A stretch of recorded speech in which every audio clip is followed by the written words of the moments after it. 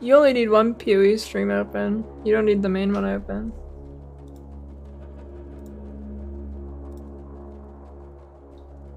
You should get him here.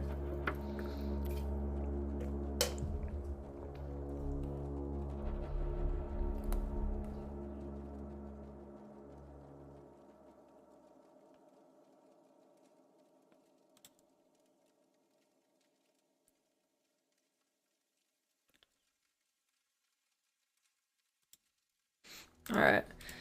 Keep your... I hope you guys open that Imager link again, because I'm probably gonna miss stuff. Because I'm stupid. Hi, I'm Chris Wilson from Grinding Gear Games. Thanks for joining us for today's livestream as we unveil Path of Exile Crucible, which launches on April 7th on PC and Mac, and on April 12th on console. Twitch drops are enabled on today's livestream, so make sure you follow the instructions below in order to claim your Sphinx wings. Speaking of live streams, this is our last dedicated Path of Exile 1 announcement stream for around 6 months. That's because our 322 expansion announcement will occur during the ExileCon livestream in late July. Set yourself a reminder to tune in, because we'll also be unveiling massive amounts of information about Path of Exile 2, including revealing the dates that its beta will start. Okay, back to today's livestream. Here's what you can expect. We'll start with the trailer for Crucible, followed by a deep dive on the League itself. Then we'll cover this expansion's endgame improvements, I gotta including move. the introduction of Atlas gateways and revamps to both Breach and Abyss leagues. We'll discuss changes to Path of Exile's balance metagame, including changes to the passive skill tree, its masteries, an overhaul of the Saboteur and Pathfinder Ascendancy classes. Oh, hey, there is new Vol skills. Oh, that's what I should. That should have gone on the bingo. After that, we'll cover improvements to the Ruthless game mode and the League launch boss kill event, before diving into the new Supporter Pack series. The livestream will then conclude with a Q&A session between Ziggy D and me, where we'll answer questions from Twitch chat. After the livestream, we'll drop the full patch notes. Oh, Ruthless was mentioned. Let's get started with the That's trailer true. for Path of Exile Crucible. I gotta mark Ruthless. Ruthless mentioned. Hail, one of many. Eons ago, my kind walked the molten surface of this world. Now, we seek a champion.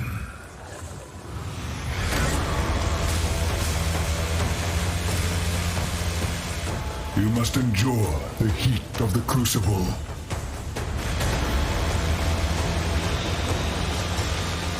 That looks pretty sick. Forge weapons unlike any Rayclast has ever seen.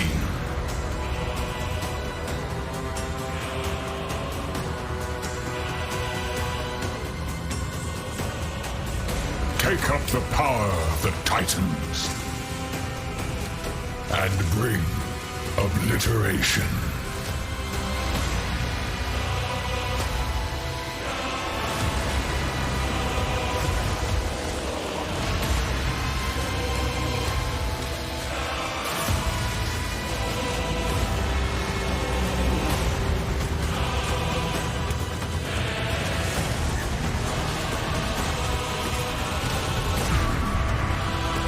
Gateways.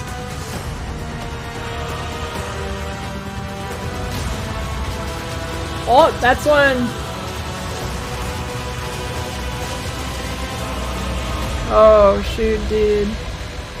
Alright, the row, I mean the column all the way to the right's looking pretty big.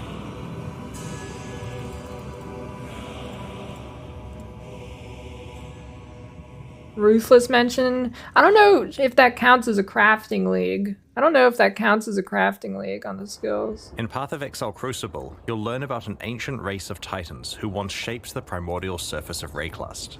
In this league, you will earn the ability to forge their power onto your weapons. And what form does that power take? In an iconically Path of Exile way, it's the ability to imbue your weapons with their own passive skill trees. These Crucible trees can have quite an impact on your character build. For example, in addition to the regular mods on this bow, its Crucible tree grants additional physical damage, physical to chaos conversion, the Master Fletcher notable passive, improved grace effect, and level 10 lesser multiple projectiles.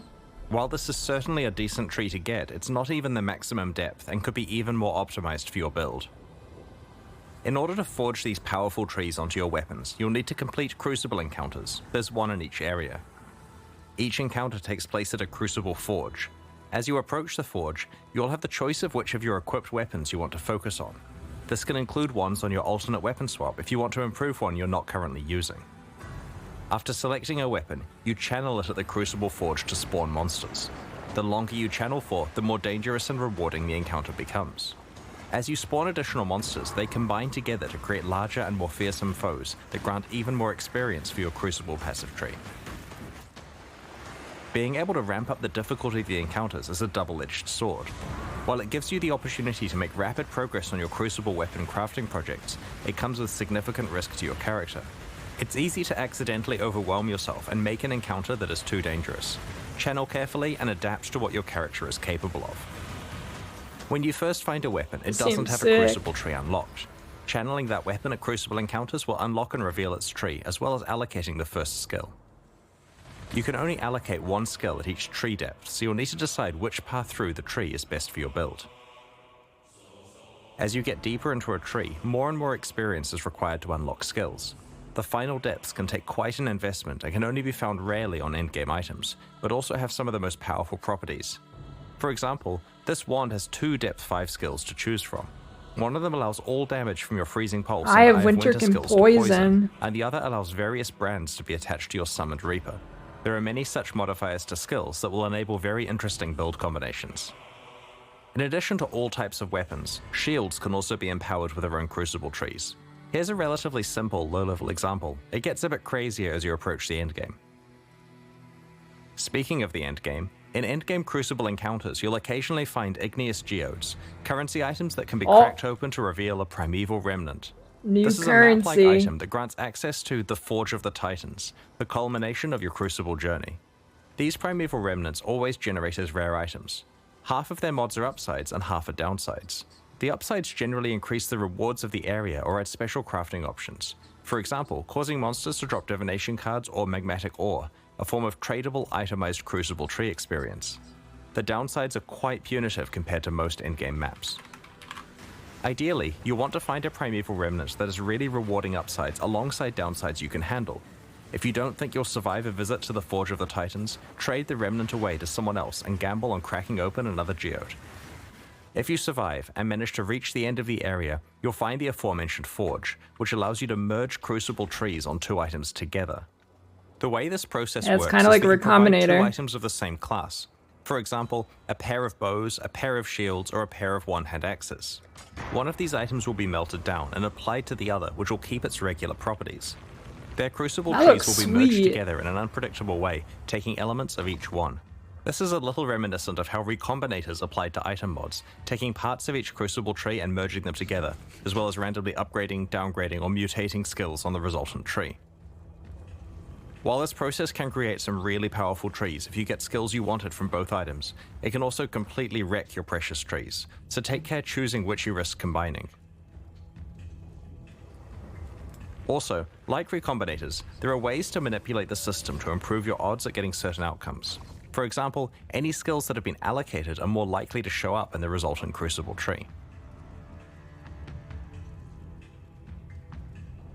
By default, you can only add Crucible trees to non-unique items, but it's possible to get a mod on the Forge of the Titans map that allows you to imbue a unique item with a Crucible tree, which can then be leveled up via regular Crucible encounters. To combine Crucible trees on unique items together, you'll want to find a crystalline geode and crack it open to reveal the secret higher level version of the Forge of the Titans. I probably shouldn't say too much about it, but it will let you do some interesting things with Crucible trees. There's an important thing to note about Crucible trees on unique weapons. In addition to being much harder to unlock, there's a special rule about how they can be combined. A unique weapon must be combined with another copy of the same unique weapon to merge their trees together. Because this destroys one copy, getting a good Crucible tree on a unique weapon makes it insanely valuable. It may also raise the trade value of all unique weapons by quite a lot, as players sacrifice them trying to create perfect Crucible trees. Occasionally, you'll find a Crucible passive skill tree with a special skill that indicates that the item will sell to vendors for a specific item in addition to its regular sale price. These vendor skills usually occur relatively deeply in the tree, so take some effort to allocate, but usually don't block skill choices you'd make when leveling the item up for use. The presence of these skills presents you with an interesting choice about whether you want to use the item or sell it to a vendor, and whether you want to spend your Crucible experience either revealing new trees to hunt for good skills, leveling up items to use, or leveling up items to sell. Crucible also features its own unique items you can earn. For example, El Abin's Visage, a unique helmet, is special in that it's the only armor piece other than shields that can receive Crucible passive skill trees. Wearing it allows you to double down on certain properties that are only available through these trees. There are several other unique items exclusive to Crucible for you to discover in this league. Crucible is a dual combat crafting league with a focus on encounter difficulty scaling and deep weapon customization with a power level that we have never seen before. Without a doubt, some of Path of Exile's most powerful weapons will be forged in Crucible. We can't wait to see what you manage to create. Like all recent Path of Exile expansions, Crucible includes a lot of changes with the goal of improving Path of Exile's endgame. One area we wanted to address was mobility on the Atlas passive tree. Often, you'll find yourself in a situation where you want to specialize in leagues that are on entirely different sides of the Atlas tree, or maybe you want to focus on the type of altar that isn't near the leagues you have picked. To solve this, Path of Exile Crucible introduces Atlas Gateways. These are nodes that you can allocate on the Atlas tree that allow instant travel between two locations. That's pretty There are three sweet. pairs of gateways, each allowing travel from the left side of the tree to the right side, or vice versa. Each end of the gateway consumes one Atlas skill point to allocate, but will potentially save you large amounts of travel points.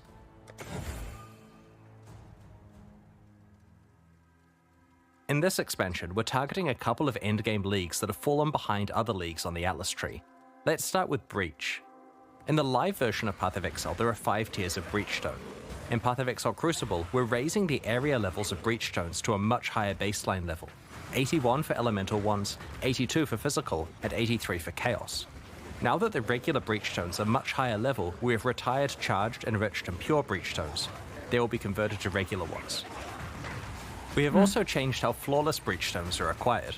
Previously, you could only get them from Maven invitations, but we prefer access to the hardest Breach content to actually come from playing Breach.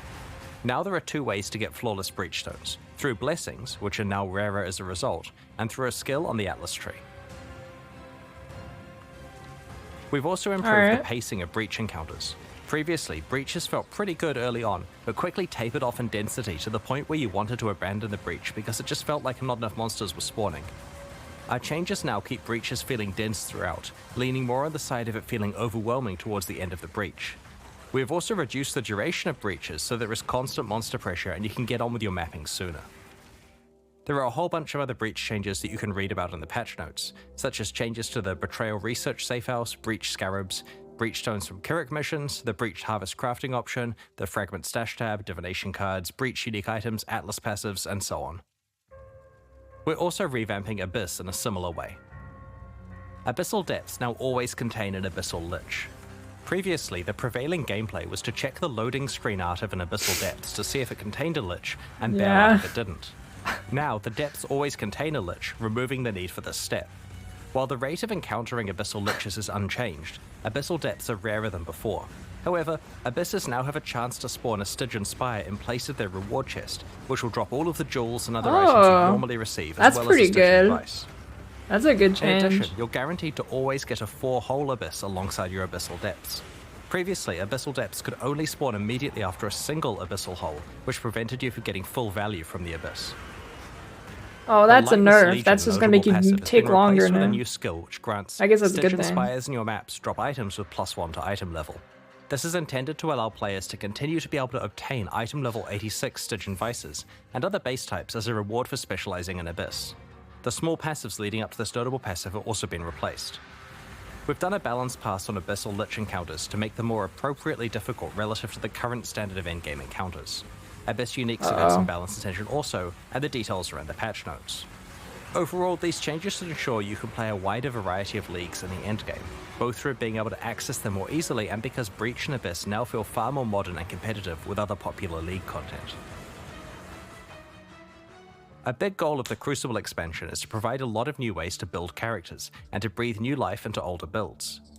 To achieve this, we're doing 2 things. Firstly, we have created many more interesting options for one of Path of Exile's core build systems, the passive skill tree, by overhauling many of its masteries. Secondly, we have revamped 2 specific Ascendancy classes. As we reviewed the masteries on Path of Exile's passive skill tree, we realized that a lot of the choices were rather bland and could be a lot more exciting. We went through the masteries one by one and tried to come up with as many interesting stats as we could, ignoring what was currently there. Once we had a short list of high quality stats, we added in the existing ones that used to be on each mastery and picked the 6 best. All of the leftover ones have been saved for later or used in places like unique items. This process was performed on approximately half of the masteries on the tree, initially targeting the ones that needed the attention the most. Previously, some masteries only had 4 options, so we've tried to increase as many as possible to 6 options. We've also added a couple of new mastery types that we felt were missing. Let's look at an example, the life mastery choices.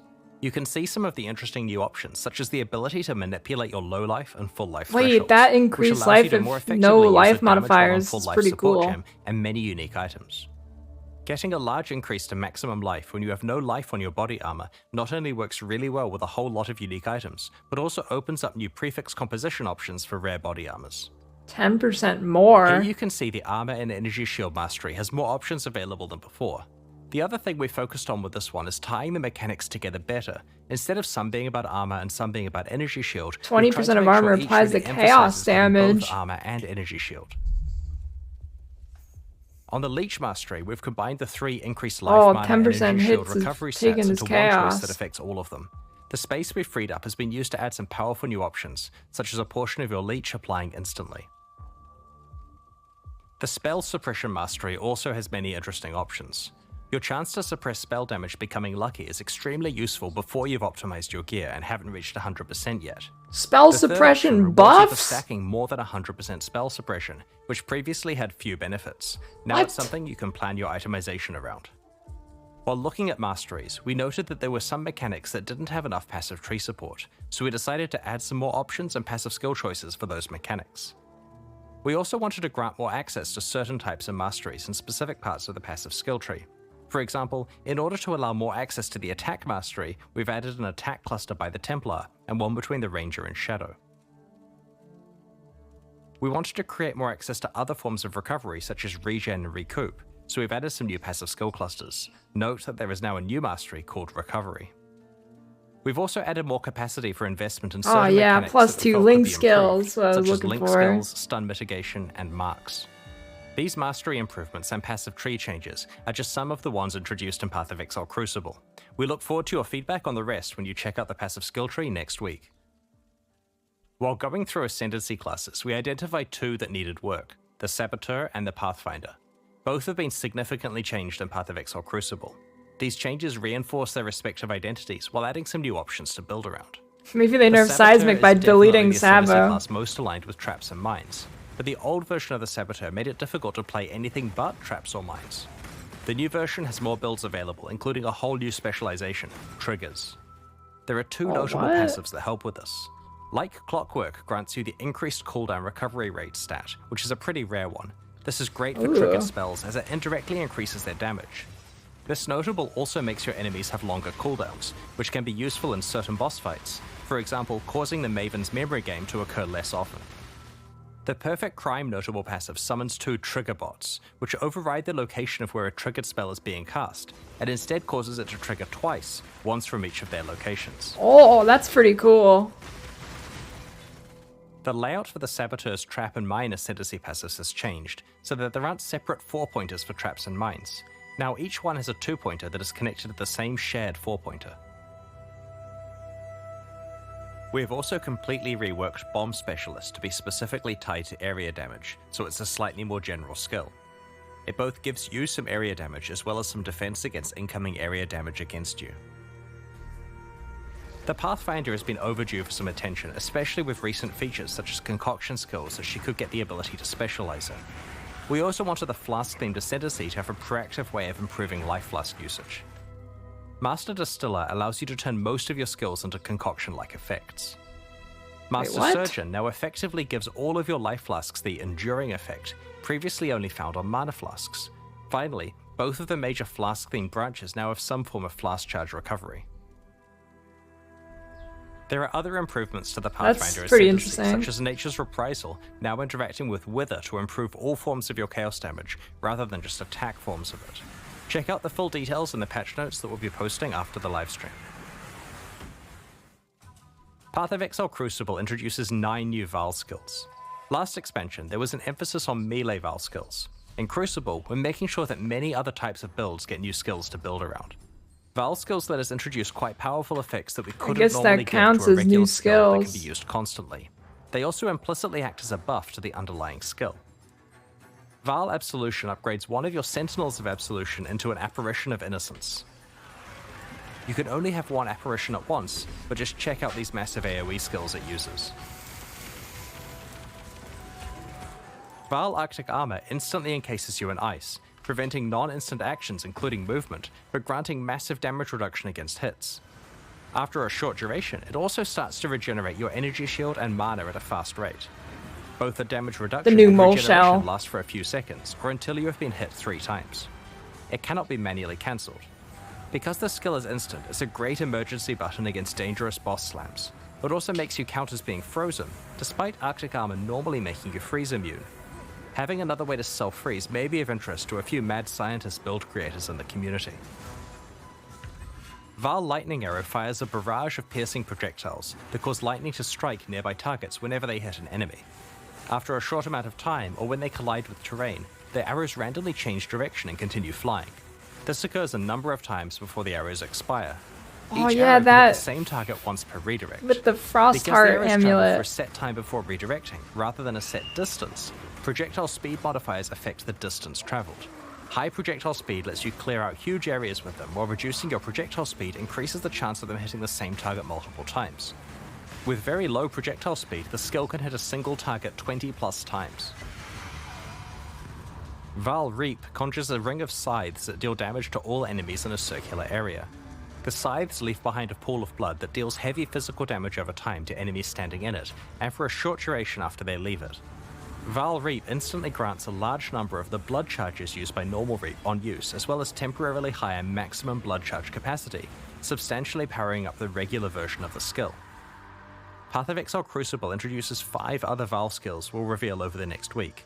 Val Animate Weapon, Val Domination, Val Ice Shot, Val Rejuvenation Totem, and Val Firestorm. Val Rejuvenation Totem. This expansion also introduces more than 10 new unique items. There are 3 in particular I'd like to show you today. Blood Price is a unique helmet that has a new effect, reserving enemy maximum life. This does exactly what it implies, causing nearby enemies to start at 92% 24% reduced max life. Speed against all enemies, it's especially useful against bosses. The helmet's drawback is that it reduces your maximum life, but provides decent life regeneration and block and stun recovery to counteract this. Tainted Can you just like slap it on and then take it off and it would reserve their while you're leeching stuff? life? While the amulet provides a decent amount of life leech itself, it'll certainly require a few tricks to unlock its full potential. Widow Hail is a unique bow that is different from any other bow in Path of Exile. As a weapon, it does basically no base damage and doesn't grant any stats of its own, but it does dramatically increase the power of mods provided by your quiver. Needless to say, this could produce some pretty ridiculous outcomes with good rare or unique quivers. We'll reveal some of the other new uniques over the coming week. Ruthless is a game mode that we released alongside the Sanctum expansion late last year. It's designed around extreme item scarcity and is challenging because you're constantly behind the item power curve. So far it has found a very passionate audience of players who love how rewarding item drops feel in such an austere environment. We have some small improvements to Ruthless and Path of Exile Crucible. Firstly, Eternal Orbs are back in Ruthless. These are an extremely powerful currency item that allows you to imprint an item and restore it if you're unhappy with the result of crafting. We disabled these game-wide 7 years ago because they were far too powerful when combined with all of the different crafting I was not expecting that. Time. Ruthless does not have the base game's crafting feature set, so we have enabled Eternal Orbs to drop in Ruthless, albeit extremely rarely.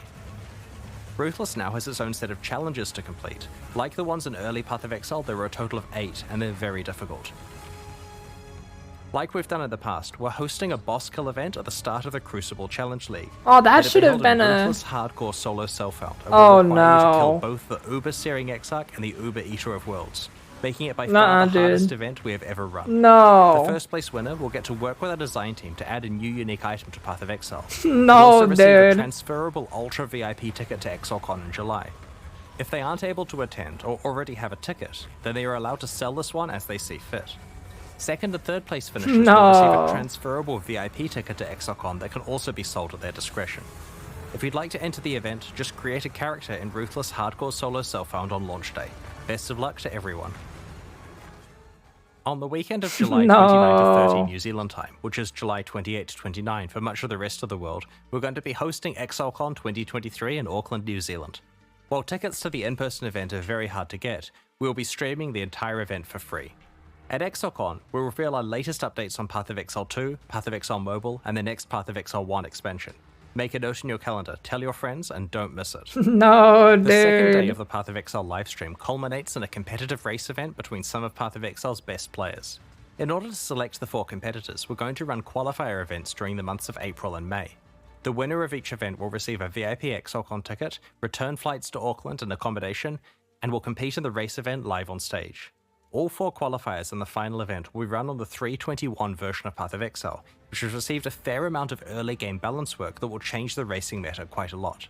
You'll be able to read more in the patch notes. Once 3.21 releases next week, you'll be able to solve the new meta, practice hard, compete in the qualifier events, and hopefully win your place on stage in July. Alongside Path of Exile Crucible, we're introducing a few new types of microtransactions. An example I wanted to describe today is that of mannequins. These are hideout decorations that you can place to show off sets of microtransactions you have assembled. You can equip them with your spare micros and pose them in various ways. It's also possible to swap your entire outfit with a mannequin's one, which lets you easily store micro sets to be retrieved later. Other new microtransactions coming up include wrapping That's paper, like which lets you peak gift wrap whale. items to hand to other players, or even drop in town for random people to pick up. Wait, what? Today we're launching 2 new series of supporter packs, the Lithomancer and Enchanter packs. Each tier contains the pack's full face value and points, alongside several exclusive microtransactions. These packs are only available for the duration of the Crucible League, and will leave the store forever when it ends. As always, the microtransactions in these packs are purely cosmetic and do not affect your character's power or progression in any way. The Lithomancer series of supporter packs contains 6 exclusive microtransactions. Wait, what is that armor on the left? The Tunnel Bear isn't Don't just tell me adorable, that It was. will also take the place of the Crawler in Delves, lighting your surroundings. Wait, and that's kinda laying down cool. cables. Apparently, this is what happens when your bear gets into a kilo of sulfite. Might explain what happened to Nico. The Ring of the Demon Slayer attempts to exorcise rare and unique demons when you hit them. The souls of defeated demons are banished to the depths below.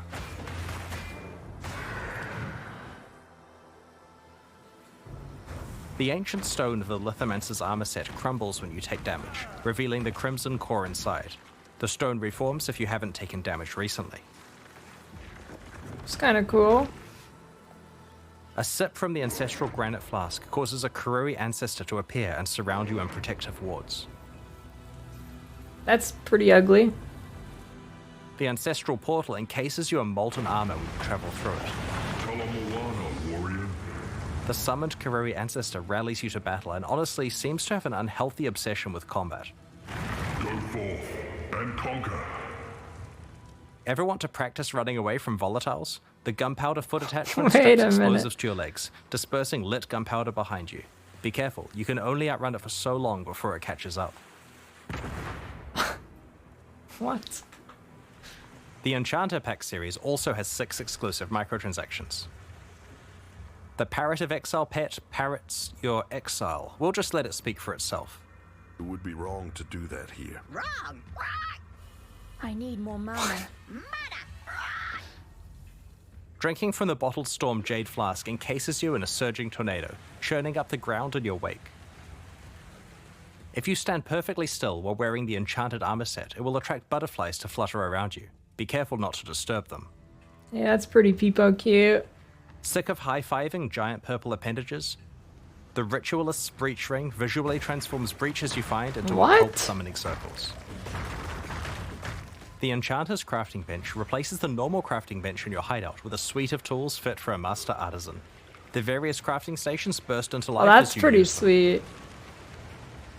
If you've ever wanted to remind your character who's really in charge, the Puppeteer's back attachment has you covered. It truly is the sinister presence pulling the strings. Well, that one's cool. These new packs are available right now at pathofexile.com/purchase. Purchases like these directly fund the ongoing development of Path of Exile 1 and 2. Meanwhile, the Forge I'll and Gemini give that packs a leave the store good- forever at the launch of the Crucible League, so now's your last chance to purchase them. Thank you for your continued support. We're about to start the Q&A with Ziggy D. After that, we'll post the full patch notes for Path of Exile Crucible. As we The approach puppet release thing's next cool. week, our community team will post Crucible's challenges, Thanks information for on the how to tier and update sub your item Nox. builders, more skill gem details, and information on how to prepare for Crucible's launch. On release weekend, we expect to launch the new mystery box and this season's Kerrick's Vault Pass, which can be purchased with points and has a new free track available. Thanks for joining the stream today and checking out Path of Exile Crucible. We can't wait to forge some powerful weapons with you next week. The Q&A will start shortly, so please get your questions ready. Alright. This is what the bingo card's looking like. I don't think I missed anything. So, almost the middle row almost got the middle row was almost. There's a good potential for the Diablo 4 joke here.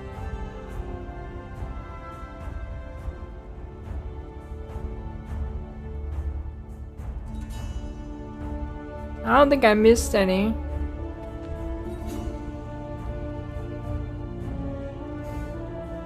Yeah, there's still patch notes in this right here. They would never rework an act at this point. They'll release PO 2. They reworked an act like 3 leagues ago.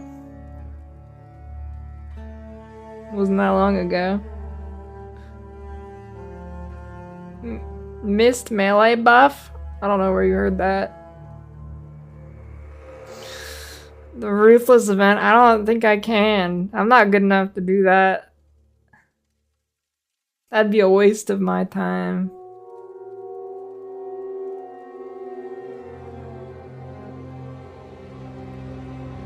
What if just nobody does it? I don't think it'd be good viewers either. Ruthless is boring to watch.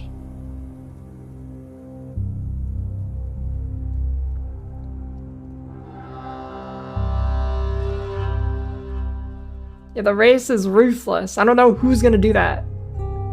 Yeah, it was Ruthless. I don't even know if Ben will do that. Ben doesn't like Ruthless.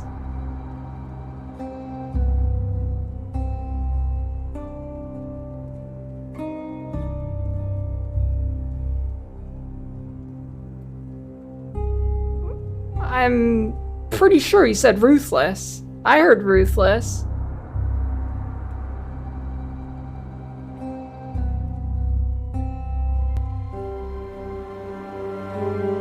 I heard someone's mic crackle. Wait, was there a new boss?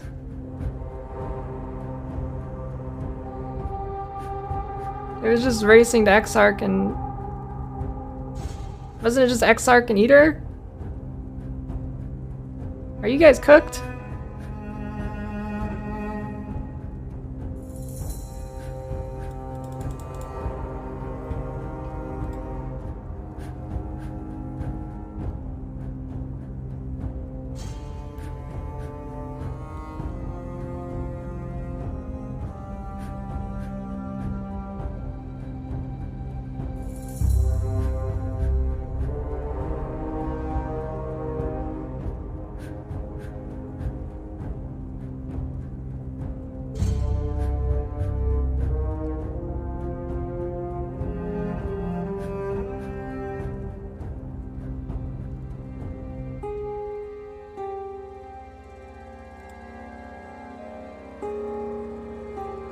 Yeah, I don't know about that race, dude. Ruthless, Uber, Exarch, and Eater. You know how long that'll take? Is it winner takes all? They didn't say anything about second or third, did they?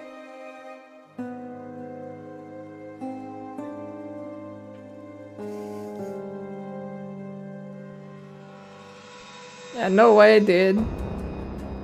Second, third get tickets to ExileCon? Oh.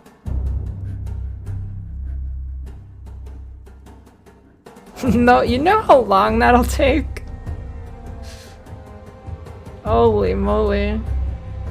Unless there's something new that's incredibly OP.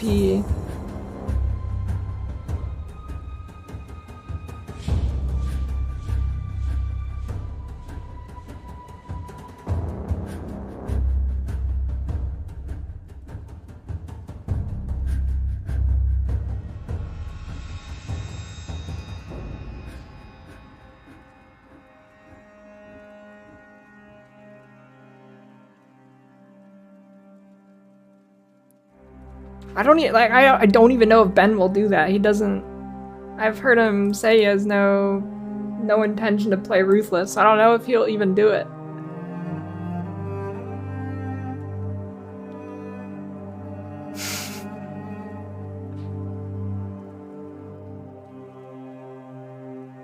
Did anybody even kill that on SSFHC Ruthless before? Has that even been done? I don't think that it's even been done. I'm not sure.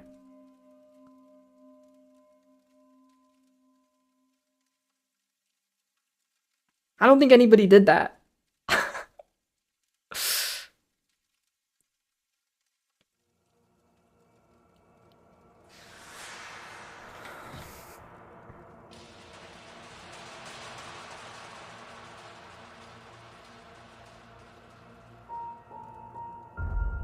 Sign a unique large jewel that works like Atlas Portal but on the passive tree.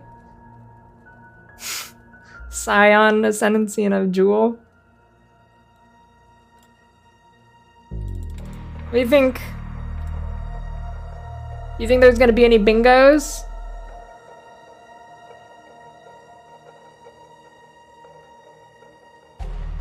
I bet there will be a tiny cleave buff.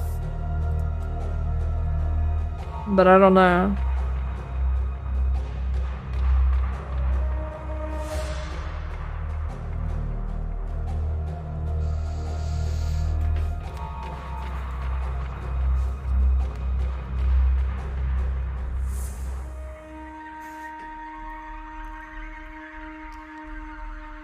Old supporter packs count as being no.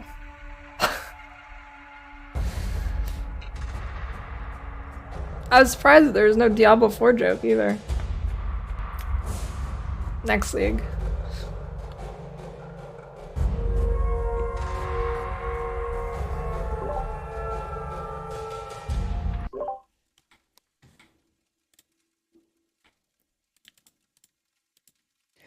G'day Exiles, Ziggity here. Welcome back. I'm joined here once again by Chris Wilson. How you going this morning, Chris? Going well, thanks. Thanks for hosting. That was a pretty spicy, hot reveal stream. The final one before ExileCon and the last reveal apart from ExileCon's reveal for PoE1 potentially? Yeah, well, we'll be having, basically, during the keynote for ExileCon, obviously we'll be dumping all the juicy Path of Exile 2 info, but after that we'll have essentially the Path of Exile 1 322 expansion livestream taking place from the main stage there. The ending of an era. It's kind of bittersweet. A decade of Path of Exile action at this point coming to a close, but moving into Path of Exile 2, obviously very exciting. So we won't be probing into that too much here because that is for ExileCon. So for now, let's talk a bit about Crucible. Has there been any reference to Titans and this very early stage of Rayclestian history before now, or is this kind of new ground that you folks? The first question's a lore question. We like to come up with a mixture of taking something that's referenced. Really getting the hard hitters off the bat here. I don't want to spoil too much of the investigation of where this is referenced in the game, but we recommend looking into the Red Blade Warbands faction. That's a good breadcrumb place to pick up. The lore experts can begin their investigations there. So the main feature, I think, of Crucible is the power that it's offering players here.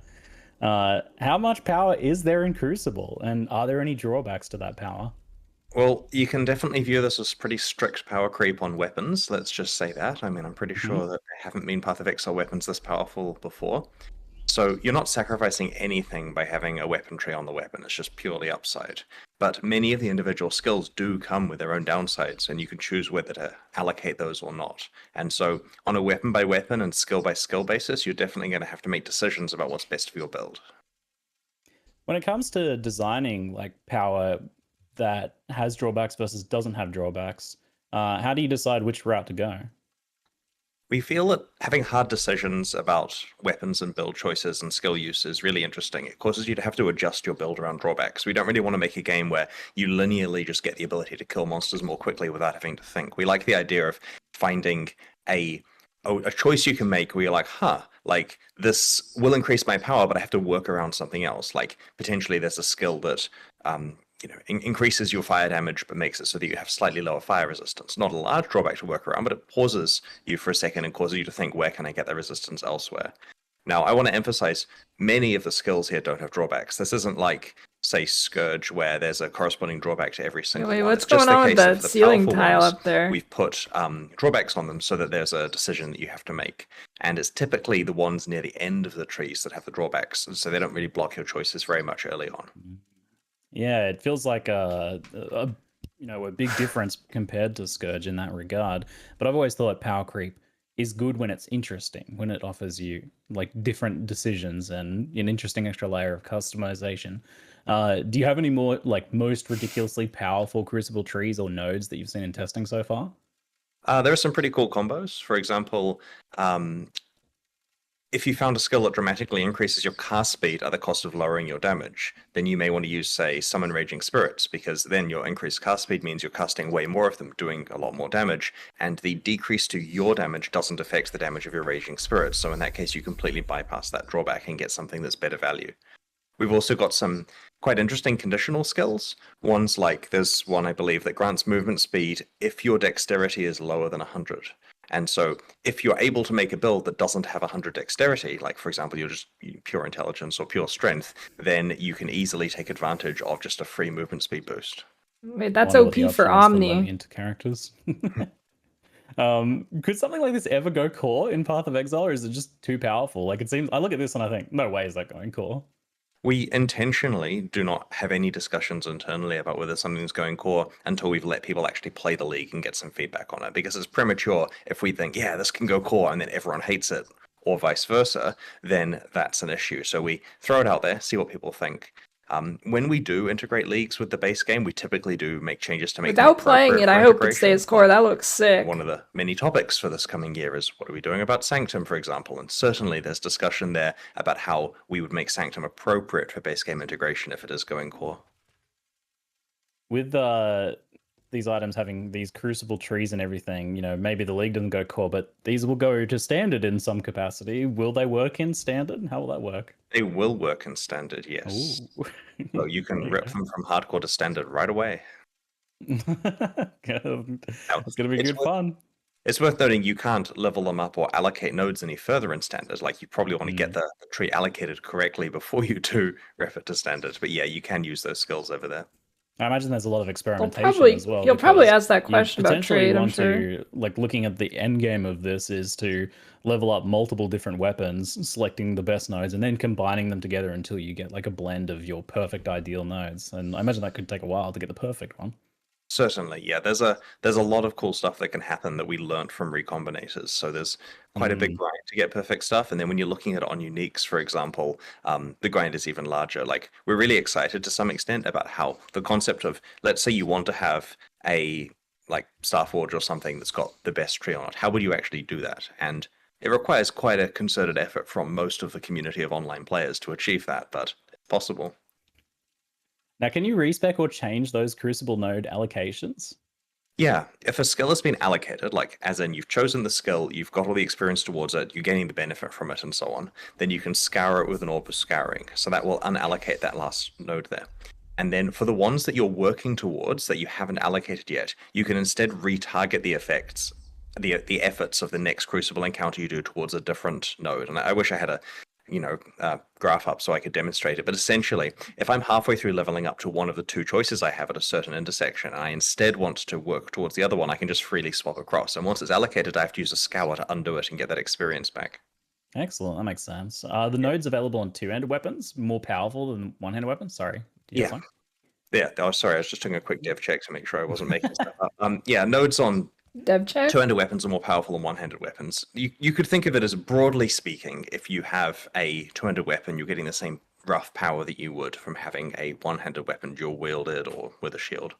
Certainly makes sense. And that kind of like feeds into the next question. Like, quivers aren't craftable because a bow is a two-hander and gets that power level, I assume. Correct. Yeah, we had the choice there of, do we want a bow to be balanced like a one-hand weapon or balanced like a two-hand weapon? And we thought, well, probably balance it like a two-hand weapon and just ignore quivers. It means that we can double down on having powerful bow effects, and players only have to, in that case, craft a tree on one item. Did you ever feel like Maybe we should give a special exemption to face breakers and similar items that have you not equip a weapon.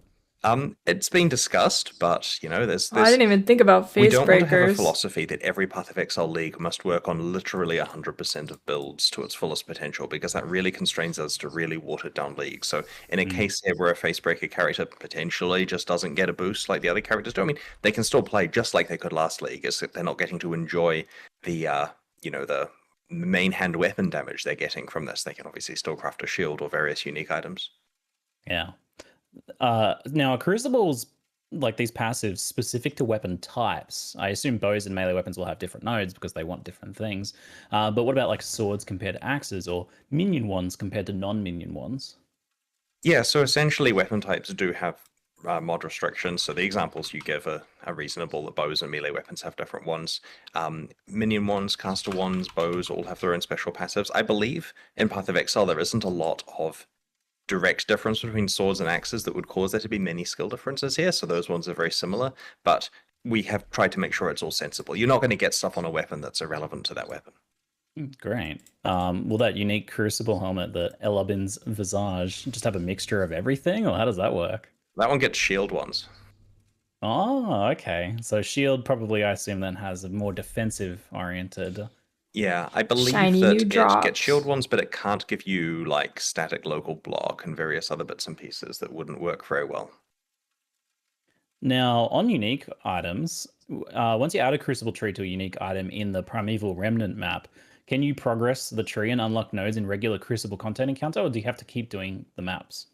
You can unlock nodes the regular way. So basically, doing that map, if you get the mod on it that enables you to put a Crucible tree on a unique, and I should add that's a moderately common mod, but certainly requires you to get lucky and get it, then you've kind of unlocked the ability for that unique to then have a tree that's explorable. At that point, you can then just go back to regular content and your regular endgame maps and level it up. It's only when you need to get a second copy of that unique unlocked and or do combining that you need to go back to the Primeval Remnant maps.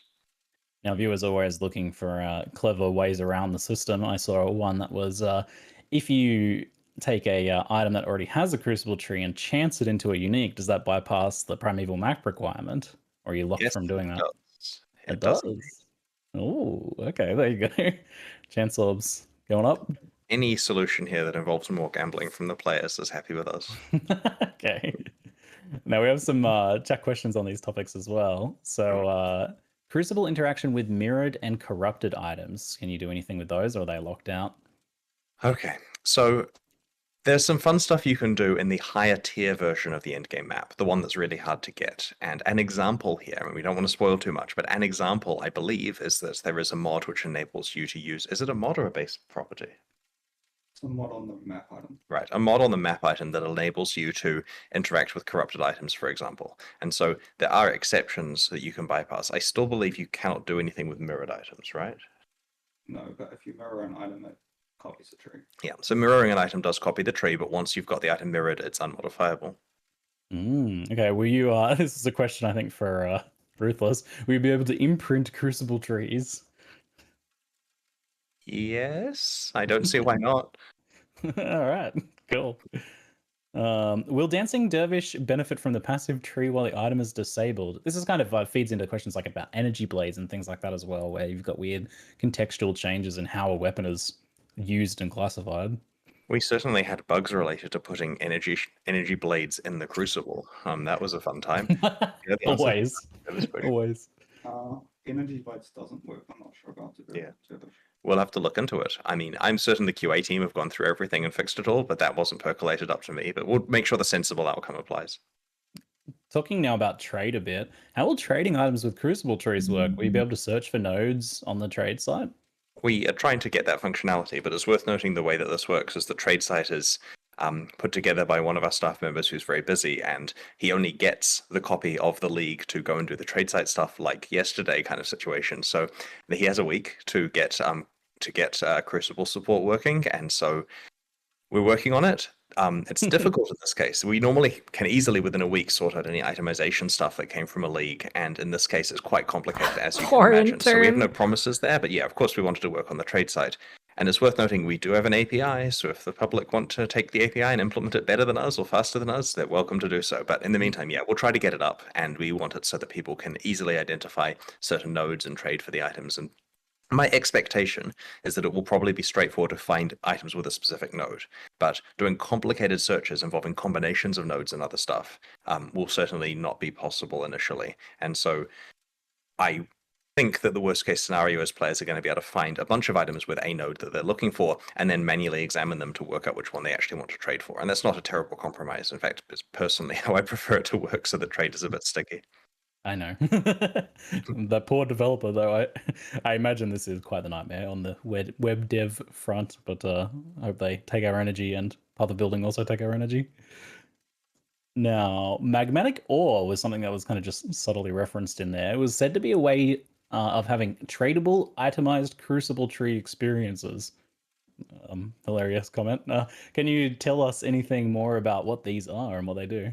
Right, so it's Crucible tree experience rather than experiences, which means you gain experience for the tree that you've got. So you consume the magmatic ore, and it levels up your item as though you'd done encounters. And so it's worth noting, this is not meant to be the efficient way to level up items, right? It's certainly not the case that people are going to bypass the encounters and just go and trade for these and they never have to actually play. This is a really inefficient way of doing it, but it is possible. If you're currency rich and time poor and Yeah, I'm need to sure find people a will way to do get that the in last bit of softcore. experience, then this is a way to do that. It's kind of like a Probably be the faceted main way lens to being do a it. single-use item that grants the experience.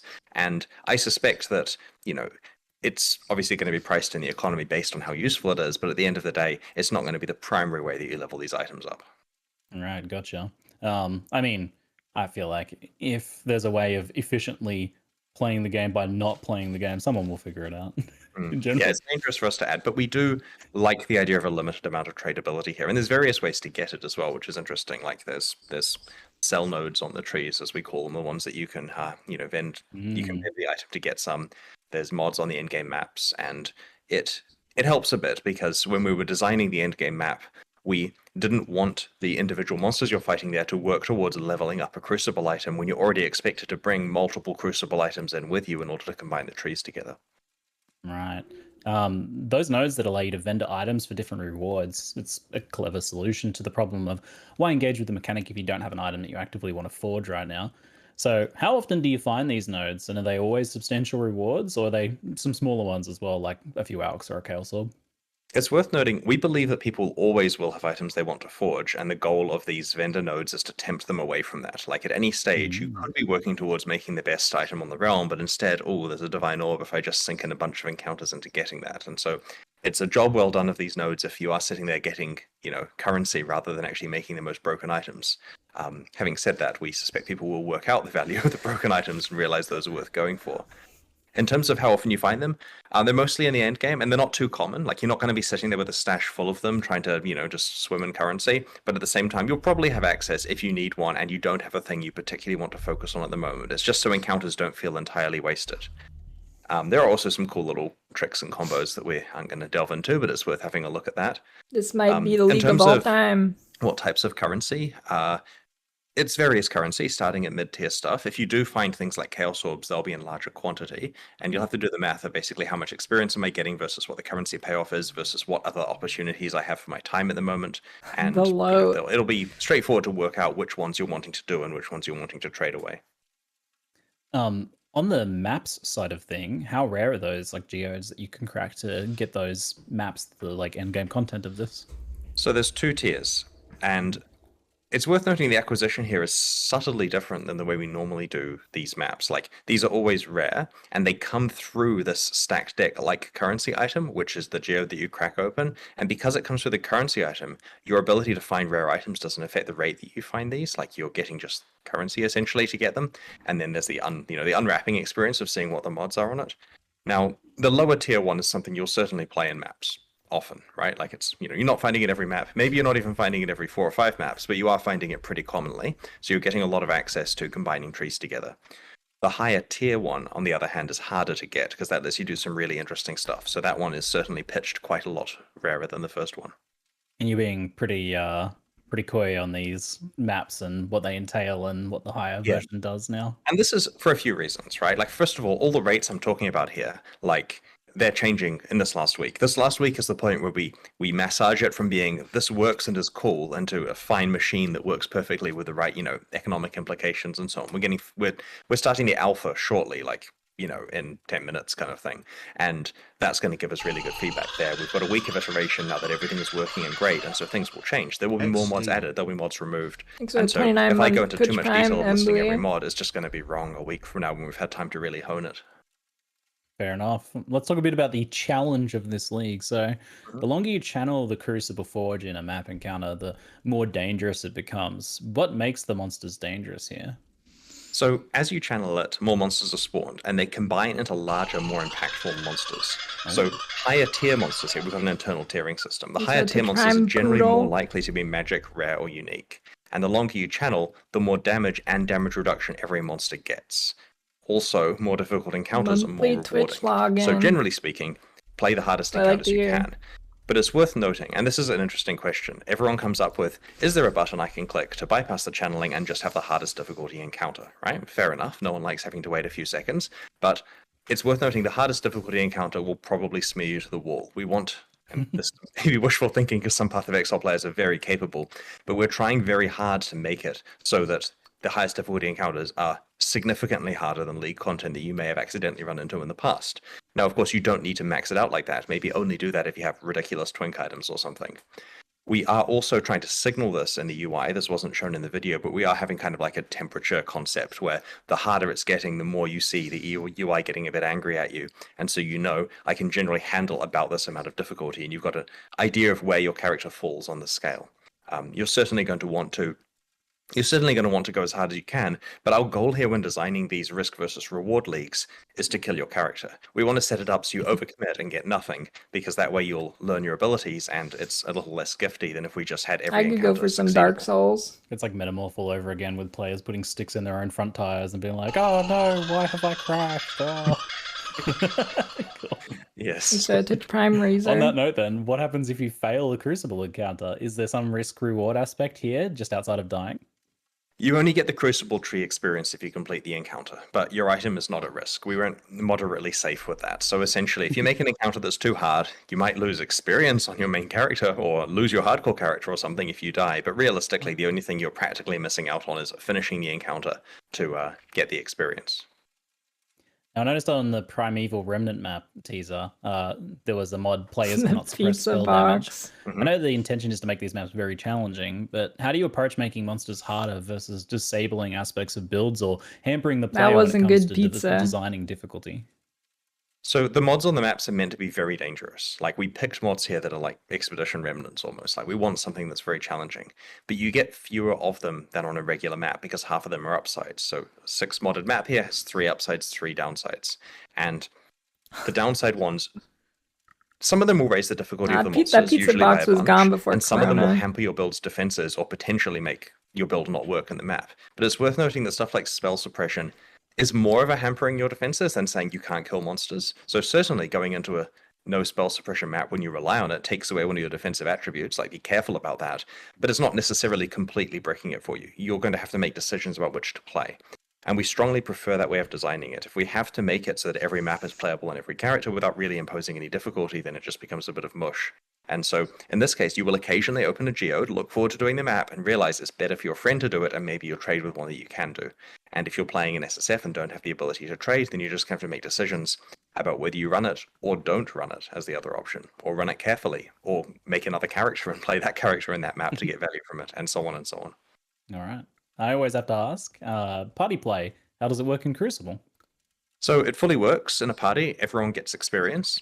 Ooh.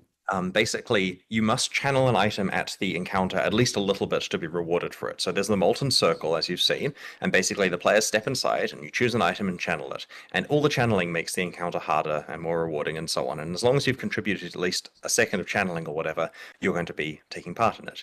Once anyone who is channeled steps outside of the molten ring, a countdown starts which will trigger the encounter. And it's worth noting that MP's gonna throughout get map banned settings, again. you can fully engage with these without any problem or loss. Like, sure, maybe, some annoying party member will make the encounter way too hard for everyone, but they have the ability to do that elsewhere in the game too. In endgame maps, each map only allows the map owner to use its crafting benches. So one geode equals one map equals one craft. You can bring your friends, they can get stuff from it, but they can't use that craft unless they contributed the map. Some more questions from chat. How does item level and map tier affect Crucible? Can I quarry farm item level 86 weapons, they ask? All right. Low level areas have way less Crucible experience. So low level areas give quite a lot less Crucible experience. There's an exponential curve on that to encourage you. Like, you know, if you're playing somewhere 10 levels under you, you're certainly going to have a much better time just doing it in the maps that you're playing. Any other aspects that are worth mentioning? Item level affects how much experience are required to level up. That's true. So the item level does affect experience costs for hitting certain skills. And of course, I believe that certain skills are gated behind certain levels as well, right? You really do want to be playing higher level stuff. Like maybe there's some niche place where you can get access to a certain skill and it isn't too expensive to get it and you can quarry farm more efficiently, but you're kind of wasting your time doing that compared to just playing the maps that in an old version of Path of Exile, where map scarcity was more of a thing, like in, say, Ruthless, where it's actually hard to play maps because it economically destroys That's you to play too many, Ruthless. then fair enough, quarry farming might be a more reasonable strategy. But I think that in contemporary mainline Path of Exile, you're wasting your time if you're spending too long in the quarry here. Now, the mobs that you spawn with the channeling of the Crucible, are these different to normal mobs, or are they enhanced versions of regular mobs? And either way, are they something that you can turn into a Spectre, for example? Summoner players would like to know. There's a few questions there. So they are actually themed around the properties of the item, which is interesting. Like there's a light correlation between what you've got on the item you're channeling. This is some subtlety here, but they are special. And in general for these leagues, we try to draw monsters from the pool that are in the area, or at least, you know, the models of those monsters, just for memory reasons and so on. Is there anything else that's special about these monsters here, aside from the fact that they're quite a lot harder if you make the encounter hard? Yeah, they have new skills. And they are switchable. Yeah, They so get all new Spectrable skills if will it's- have new skills. There is essentially a separate set Oh, of new Crucible specters. monsters. You think they'll be good? None of that is what I expected. Do you think there's another one I that'll actually be personally bugged for underestimated DD? how important new monsters are for league design. Like we've done a lot of these leagues, like 38 or 39, and if you sat me in a room alone without any other devs and got me to list what goes into a league, I'd forget new monsters. But a lot of people here realize it's critical to have it so the texture of the moment-to-moment combat with monsters does feel different than the rest of the game in a league, and so that's been quite interesting. As something that it honestly took me a lot of years of development of Path of Exile before I realized how important that was. You said the modifiers on the item affect what monsters spawn. That's such a clever, nuanced tree modifiers, like Okay, what yeah. the tree that you're leveling up. Cool. You'll see what we mean. It's not a big deal. It's just cute. I mean, that's what I mean. Like, that's really cute. Like, it's a cute detail, a nuance that I wouldn't have expected. Neat. I know we're rushed to make these expansions in the cycle time we have, but we do get time to finish the details. And interestingly, this cycle has been 17 weeks, so we've had a few extra weeks to get it right. And yeah, I mean, you know, I don't mean to prematurely curse anything, but we're actually looking at a pretty good place quality-wise. Like the number of issues we have open in our tracker and the stress on the team is significantly lower than it has been at various points. Like I think yesterday, when we're at the point where we would in the past have had 250 open issues, we're at like 87 by my count. And so, you know, I'm not seeing overtime being done outside of a little bit of preparation for the live stream the last few evenings. And so that's looking pretty good. I think that, like the Incursion launch, we're going to be hitting it with like a bit of time to spare and make sure everything's good. That's excellent to hear. And details like that, nuances like that as well. I think they really add to the flavor of it. You know, this weapon that you've been working on for a while is going to feel different to craft than a different weapon in a subtle way that you might not even put your finger on. And that's quite cool.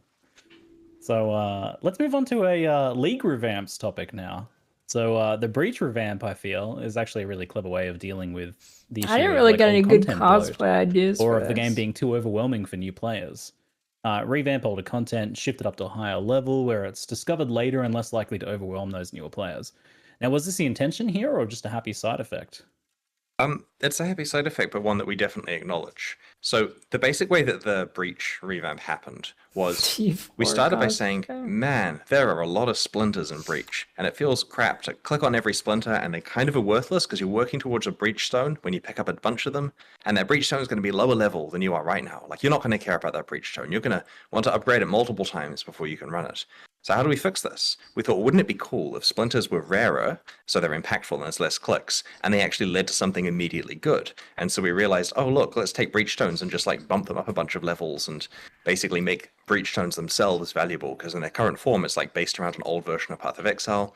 And then we realized we can just remove 3 tiers of breach stones in this case, and we just cascaded the chain of tidy ups from there No. until eventually breach is pitched at way more impactful, tighter than before, higher power level, more valuable splinters, and that's where we ended up. Will you still have to do things like click breach hands in the thick of combat and like pick up those kind of scattered drops afterwards?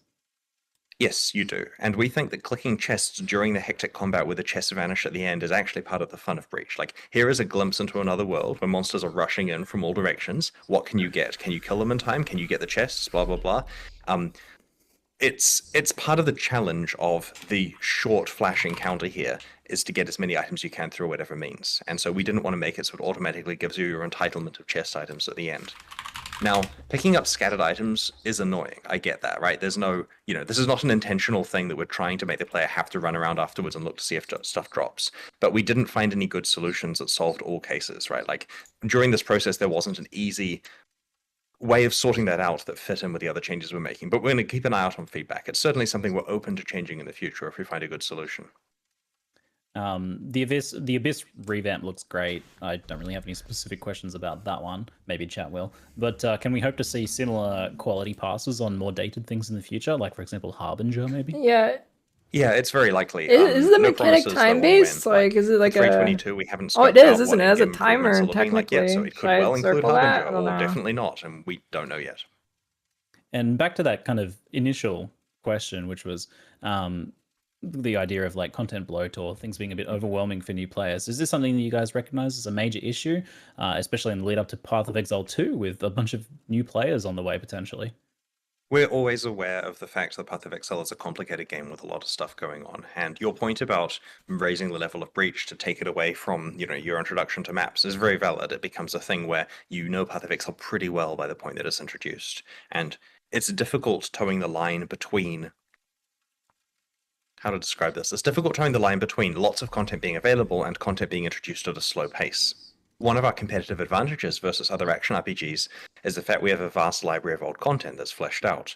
But on the other hand, that can be a problem because for new players, when they have to understand 20 complicated systems or 50 complicated systems, it's sometimes easier to play other games that require less learning. So we're trying to make sure that many of these do actually feel pretty optional, and you get them, it's no problem for them to learn how Breach works several weeks into playing, potentially.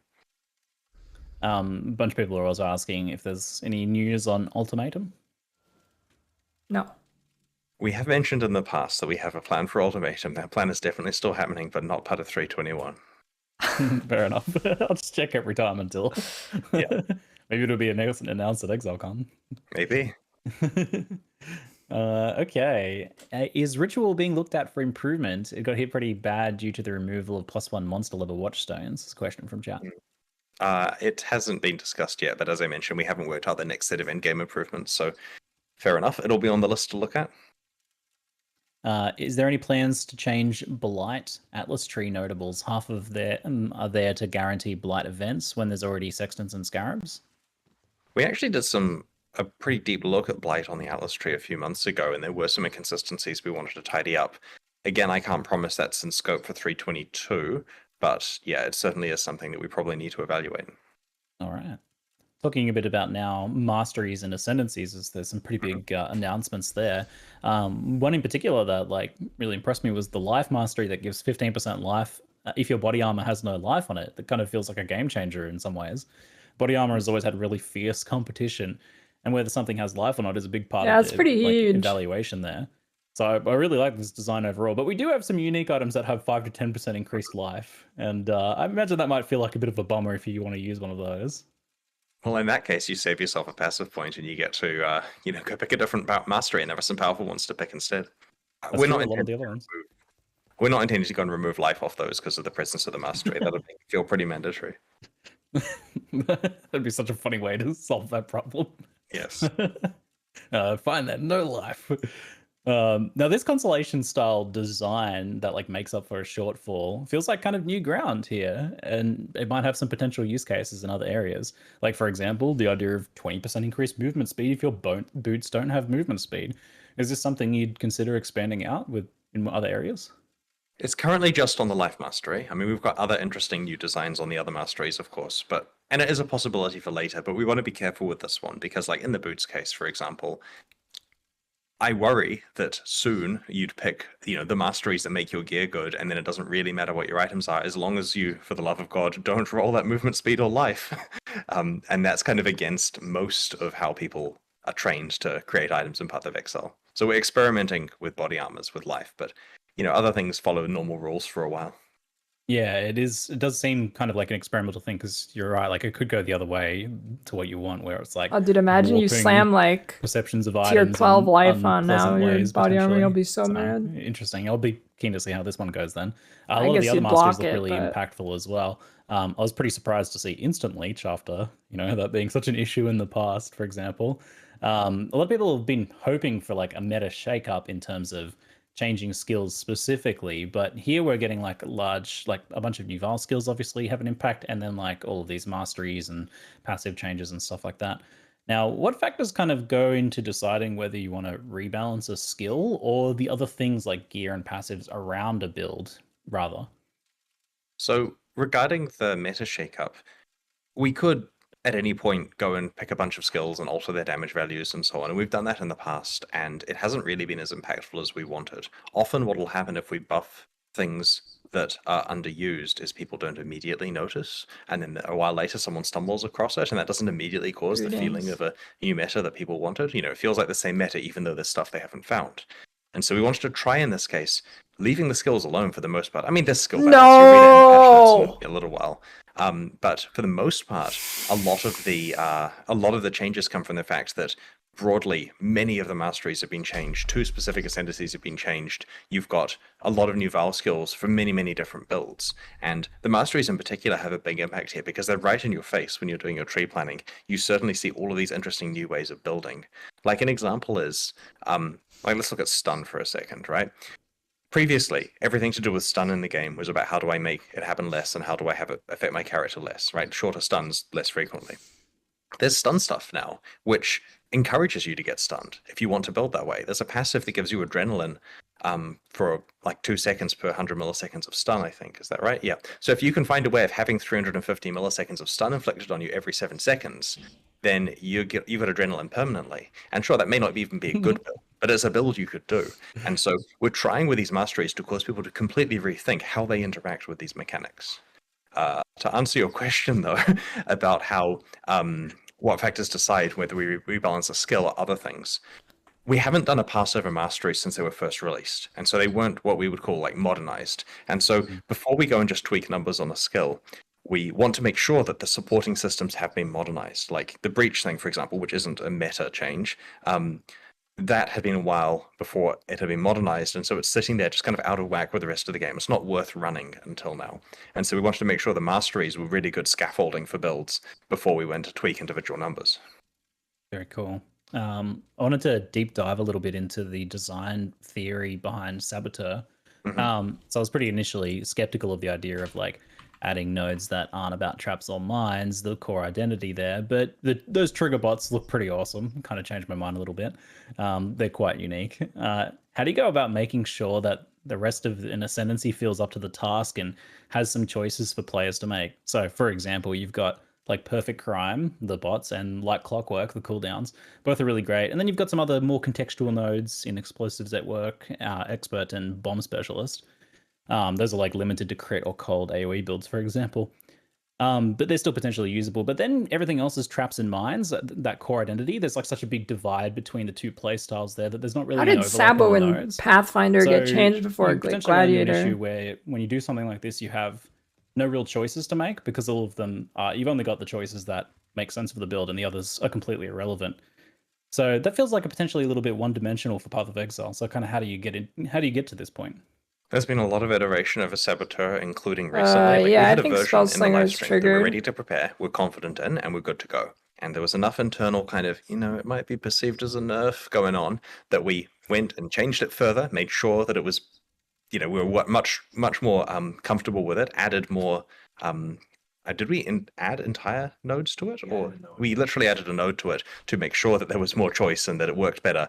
Refilmed the sections of the live stream, got me back in the recording studio to do the voiceover of that, and updated the live stream at the last minute because we want to make sure that the different builds work. And the Saboteur is a little bit of a different experience than before because it now has these other options. But it also, and most importantly, is not the only way to play traps and mines. Our goal here is that if the word trap or mine comes up in your build guide, it doesn't 100% have an association with Saboteur. There are trap and mine builds with other ascendancies now, like with Necromancer, how if you want to use minions, it's possible to come up with minion builds that are on a different ascendancy. And so the Saboteur is the obvious place to go for easy access to trap and mine power, as well as like trigger stuff, right? It's the first point of call, but it certainly isn't the final point of call for people who want to do some really wacky stuff. Yeah, and that kind of like raises a good counterpoint, which is like, while there might not be a bunch of different choices for trigger builds in Saboteur besides the ones laid out, you have all of the other classes to decide. So picking Saboteur in the first place is that choice. Yes. So that, and fun new playstyles added. The trigger bots are pretty OP. They look awesome. So cool. Does the new passive reworks to the two new classes affect Ascendant at all? Did we change the Ascendant? Yes, we did. Yep. That's cool. I didn't know that. Good work. Yes, we have. Good job, background devs. I want to look at that now. What was that? Do you folks plan on changing passives around the tree or just the masteries that are changing? Yeah, there are passives that have changed around the tree, right? Yeah, there's new clusters, and I mean, the patch notes, which will be posted as soon as we stop talking, have all the details, but it was mentioned in the live stream too, just in passing. Like how I mentioned early game balance changes, and then everyone comes to me and says, why are you not talking about the early game balance changes at the live stream? Yeah, there was life recovery clusters. There was a few new clusters scattered around to increase access to masteries, and there was +1 projectiles. Yep. So that was pretty spicy. Okay. Here's a question about the Sab. If Sabo trigger bots trigger your spells on them, how do those trigger bots cost mana to trigger? Like, do those spells cost mana? Like regular triggering, right? Yeah, it's just like regular triggering. The difference is there are two trigger bots. They run at the enemies like you'd expect. It triggers from both of them. And instead of just purely doubling your damage and moving it onto the enemies, there is a minor damage penalty so that it's not quite, literally double damage, but still obviously is a big boost. All right. Let's talk about a couple other random questions. You mentioned a fair amount of early game changes that changed the racing meta, though this is the sort of thing that affects everyone. So what sort of early game changes can we expect? And by the way, Bex, let's slip something involving support gems. Sorry. Yeah. So we actually have another whole skill gem and 3 support gems that we didn't even talk about in the live stream. It's 1 main skill and 3 supports, right, guys? Snipe, Mana Forged Arrows, Prismatic Burst, Momentum, I think? Yeah. So it's interesting how this happens, really, but we ummed and ahed about what to do about the ExileCon races for so long, right? Because we didn't want to just say, oh, look, it's the same Katavi kill as last time, go. Because then we get exactly the same race with exactly the same racers, and it's just a repeat of the 2019 event. But at the same time, when we looked at other wacky races we could do, they didn't feel like Path of Exile. Like, Path of Exile Racing is a celebration of how quickly can you play through the game without wacky mods involved. And so people, when we asked them what they liked about watching the races at ExileCon, was the fact that the races are doing everything that the normal players are doing just so well. Like, they're just so optimized with their stuff. So we wanted to make sure they were playing true Path of Exile. The problem is true Path of Exile is more or less pretty similar to what it was in 2019. So we said, well, what if the racing strategy is different? What if we just went and improved the early game in a way that doesn't have significant impact on the actual meta of the late game, and just did a whole bunch of tidy up in ways that really affect races? And that way the races can play 321, which is released in a week. We'll do all the qualifiers during 321, and that's also the version of Path of Exile that's live at ExileCon, because 322 is coming out a couple of weeks after ExileCon. So it perfectly fits a consistent set of balance that we can keep the same for fairness. And so many changes were made, and this involves some pretty radical stuff. Controversially, and this is explained better in the patch notes, we've removed the Onslaught support gem from early game situations. What? There's honestly, the patch notes do a much better job than I do of explaining it, but in return, other gems have been introduced which achieve similar goals. No, I was to it. expecting good And things. What do you so mean? Removed onslaught I'd gem? recommend reading the patch notes for the full detail, but there are Oh, several new gems which no. do affect in-game builds and that they're now options you have available. What? The favorite one that I was reading about recently was this cool like semi-active, semi-support gem, which is called Snipe, which our internal description that has probably been improved since this was written was channel to charge up your bow, gaining stages, release to trigger one linked bow skill for each stage gained, and a few other caveats. Cool. And so basically you can channel and then release a bunch of bow skills at the same time. So cool stuff like that has come out of this. And yeah, it's, balance changes. There's going to be some nerfs in there. There's going to be some buffs, but they do not have a large impact on endgame Path of Exile. So do, when reading the patch notes, Hey, that's take a it with buff bit to of a Witch, grain of though. salt I don't with the have fact to that it's mule aimed at onslaught the early anymore. game. This is interesting because, like, in the past, the idea was talked about of having like some skills that were like the low level ones, and then potentially would transition them out of it. But it's not something that's really true to Path of Exile very often. Like most of the time, most things that you can use in early game are end game viable as well. So this is kind of more a design of having some things that potentially are very early game and not really necessarily intended for late game. Yeah.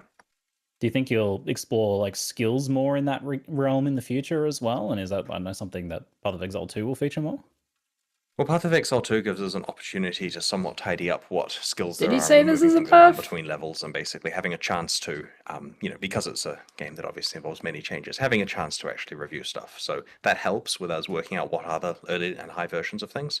Obviously, we can make those changes in current Path of Exile 1. It's just that it comes at a cost where we take something and break it for high levels or take it away from early levels and suddenly builds say, hey, I was using that. And, there's certainly a live cost to that. Now That might I be on see his a few banned things come up in phrases chat list. repeatedly, so I'll touch on those. Some other Ascendancy players. What was that? I was asking, they want us to log in. That's certainly that. Okay. There's a few other Ascendancy players who want reassurance that their Ascendancy will be addressed. I see Gladiator mentioned a lot. Yeah, we could list the 17 ascendancies. We don't yet know which ones are coming. Shall I tell a story? Okay, I'm going to tell you a story. Sorry, everyone who's patch notes. We're getting story time instead. We wanted to nerf all the ascendancies in Ruthless for power reasons. And so we looked into what that would involve. Pretty quick numeric nerfs. And while doing so, we came up with a whole bunch of new interesting stats. And we said, okay, well, we cannot release these stats in just Ruthless, right? Because that would be crazy. The community who already have low patience for any Ruthless stuff that we do would certainly find it unfair that we gave Ruthless a bunch of new interesting tools alongside a pile of nerfs. So we said, why don't we change all the ascendancies in the core game to use these new stats as well? Not nerfing them, just making them like we've done with the Pathfinder and the Saboteur here. And so we started on that.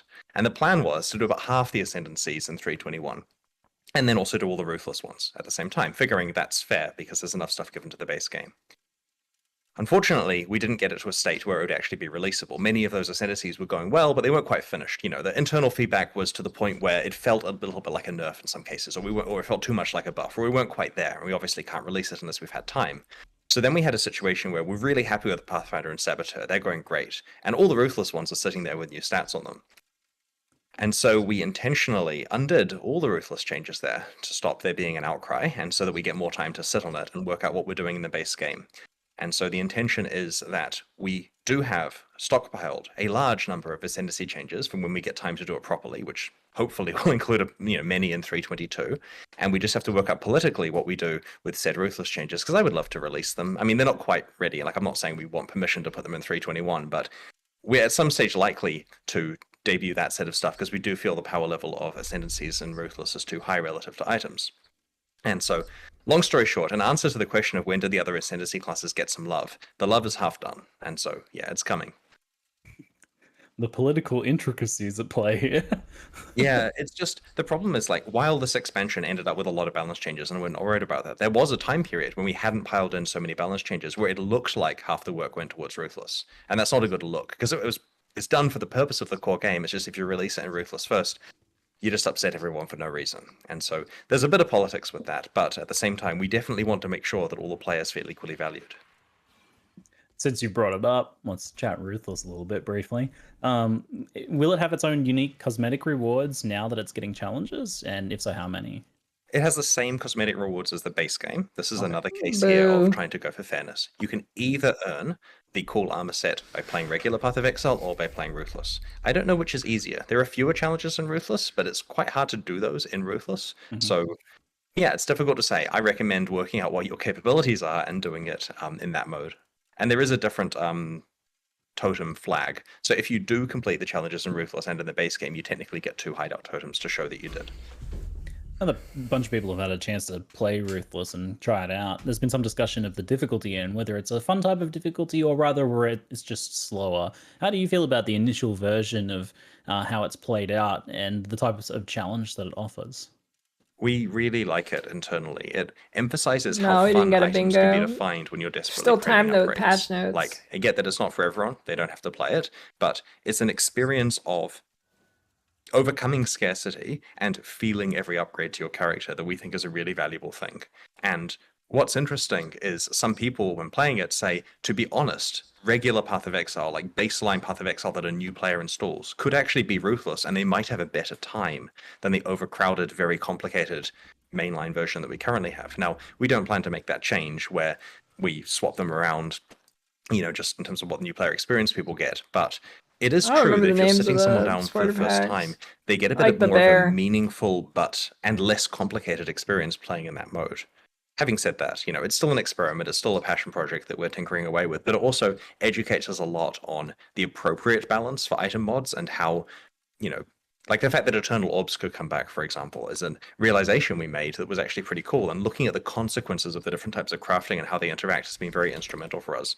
And this is all important because we have to get this stuff right with the upcoming Path of Exile 2 balance, right? We have to make sure the Path of Exile 2 is balanced as a great game from the start. It's almost like it's a useful dev tool more than anything in that regard.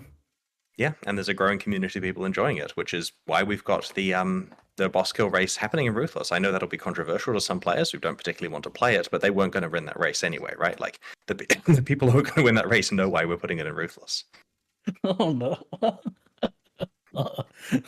That's something I'd say. We also don't know if it even is winnable. Like, to emphasize here, Ruthless, Solo Self-Found, Hardcore, both pinnacle bosses, right? That's hard. Yeah. There's a ticking clock before those ExileCon tickets aren't valid anymore, right? The event. It would take me that entire time to get there, that's for sure.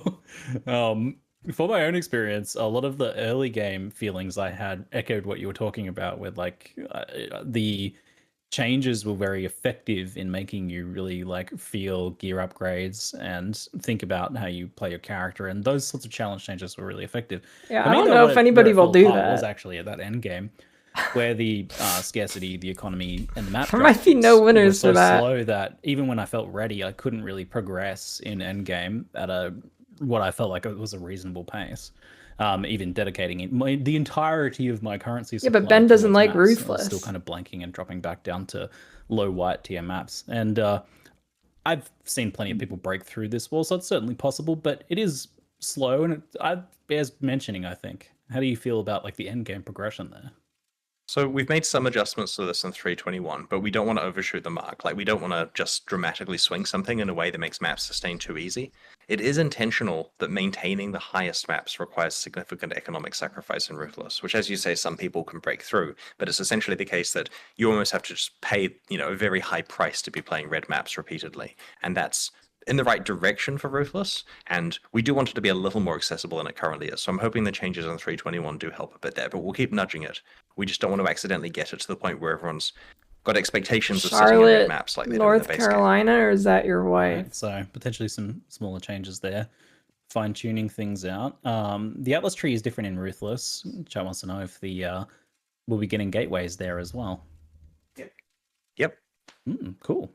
Very nice. We have a random eclectic mix of chat questions Thanks, now. Twitch Prime, So I'm Athelius. just gonna jump straight into these. I have not seen what they are yet, so let's have a go. A lucky tip. Do we need to equip the weapon to level it in Crucible, or can we use any weapon in our inventory? It has to be equipped, but it can be on your weapon swap. The intention here is that you can't be playing, say, a bow character and have some really high level wand that you're necessarily working on without sacrifice. You are making things for you. And this is also so that you're guaranteed to be carrying the item around with you. You're not having to sacrifice inventory space for it. There's a bunch of things that went into that decision, but essentially, yeah, stick the item on your weapon swap if it's not the primary one you're currently using. Does that work if the item's disabled? Because you can do some stuff where you like put an Astramentus on and then equip the item and then take the Astramentus off and it goes red, but it's still equipped. We'll find out. Okay. Now chat's just doing the classic Q&A thing where they're spamming melee ? Like there's a question there. You do know that questions involve a few more words than that usually, but you know, maybe that's enough for you to work off. Melee? So in the last expansion, we intentionally introduced a large number of Val skills and some other melee changes. And so the intention with the melee Val skills was to raise the power level of all of those skills because periodically you get to play them in God mode for a few seconds. And we haven't made as many melee changes in this particular release here, and that's partly because there are, you know, the other 90% of players also would like balance changes. So we He's saying definitely 90% don't play melee? but there's nothing else in 321 apart from what you'll see in the patch notes rather soon. Yep. So advanced skills and masteries and a couple fine tunes here. So have a read in a second when I stop talking. What happens if you animate a weapon with a crucible tree? Whoa. It works. Oh, the Do new you expect level. less from Path of Exile? No, I expected it to work actually. Yeah, I'm impressed because I imagine there's some complicated things there. But I shouldn't have done a dev check there. I should have eye contact with the camera. It works, and then quickly, they scurry to make it work. Even things that like allocate passives, does that work? Because they don't have a passive tree, right? Surely those don't work. There's the ones that make sense for it to work will work, but I don't think. Oh, like Master Fletcher, for example, right? Oh. It should work. It should work. Like, at the end of the day, right?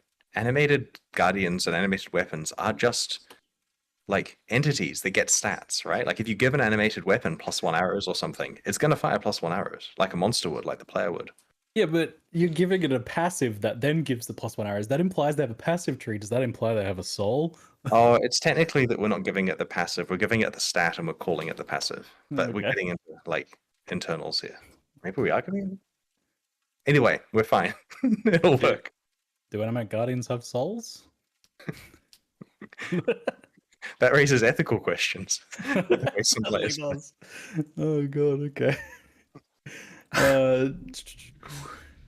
Does things like pack size affect Crucible? I assume map modifiers will in general, right?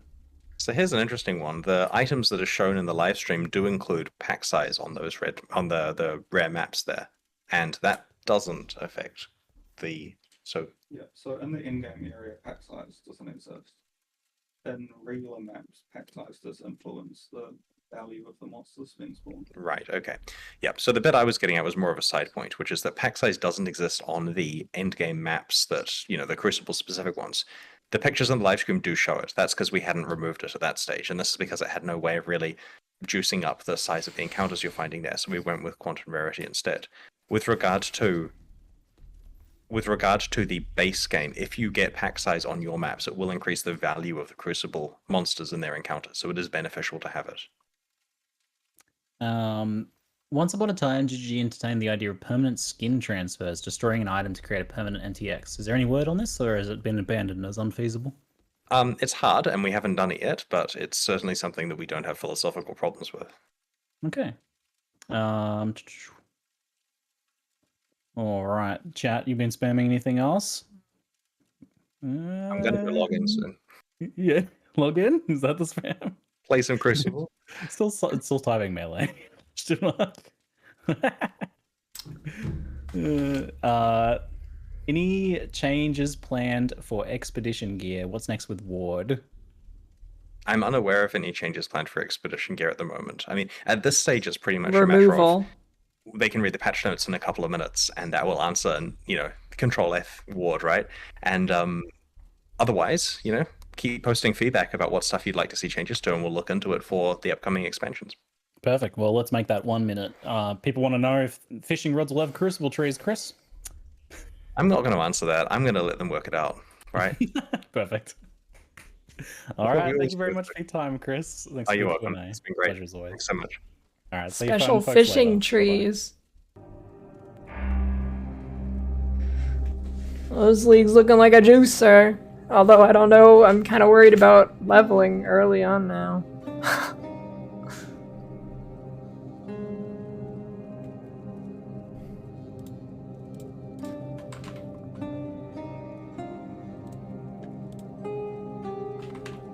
Alright, the website, PoE website has a 502 bad gateway.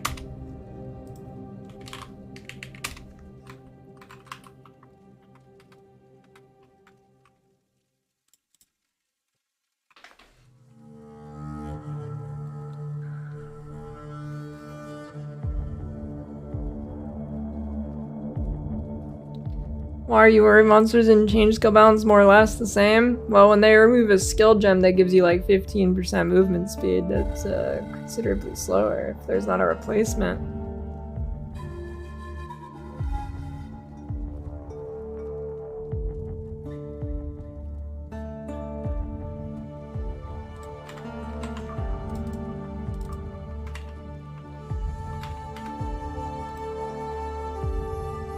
Bear cosplay. Oh shit, yeah, maybe. Maybe whip out the fursuit.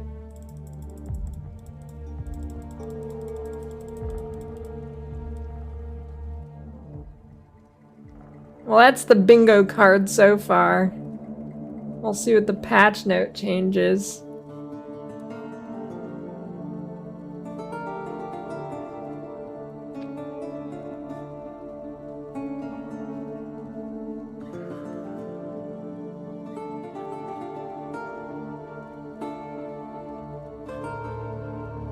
I don't know, the time maze seems kind of like a stretch.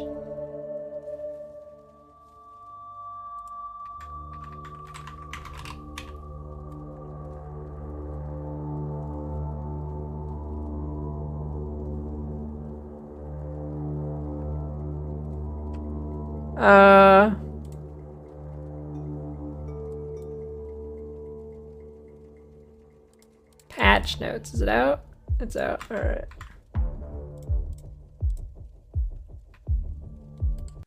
Patch notes.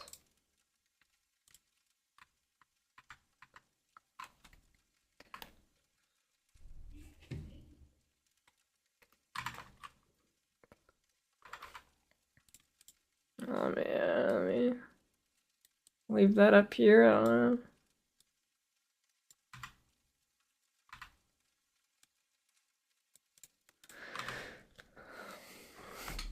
Ward control F. I can do this. Ready? Seismic trap. Oh, really, dude? Nothing.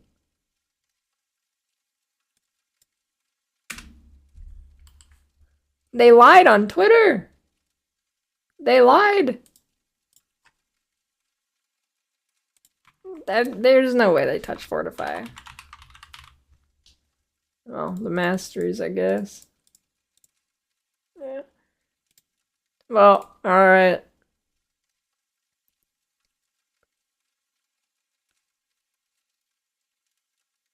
Challenge leagues are a great opportunity for a fresh start and whatever. I'm just gonna, I'm just gonna, I'm just gonna look at the, yeah. You know the deal. Vol Absolution, Vol Anime Weapon, Vol Arctic Armor, Vol Domination, Vol Firestorm, Vol Ice Shot, Vol Lightning Arrow, Vol I want to see the Vol Rejuvenation Totem. Also, Vol Arctic Armor looks sweet. That's OP right there. Especially with that, the Frost Heart Amulet or whatever. That's pretty fat.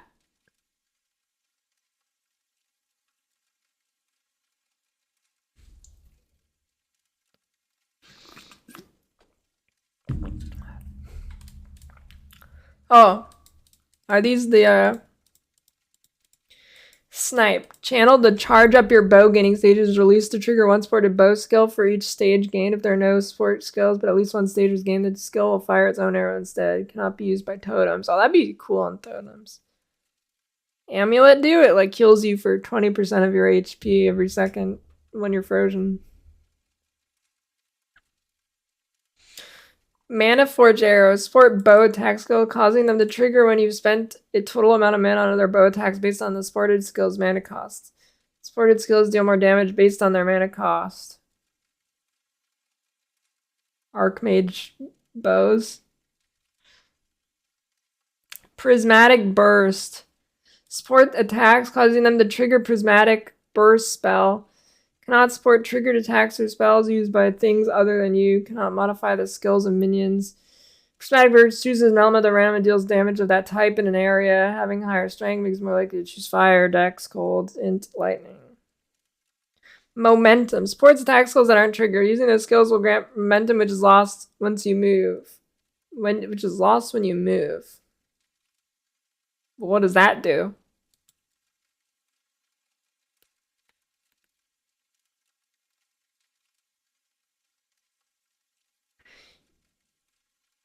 Added over 10 unique items, 5 div cards, stack size 20 for Alex Falls, Chaos, Tainted Chaos, Eldritch Chaos, and Veiled Chaos.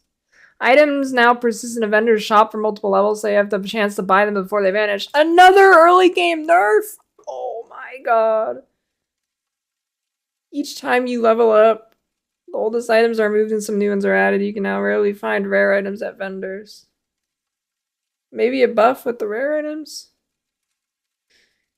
Continued to incrementally improve the sound, art, effects, and environment. League revamps.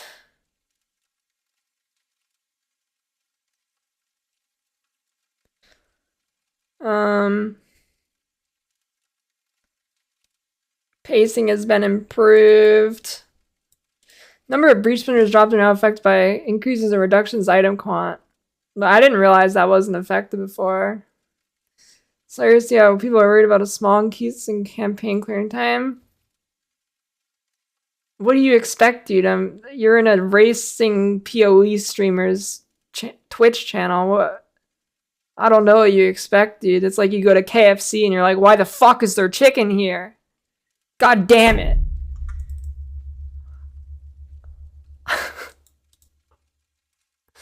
I don't know what you're expecting.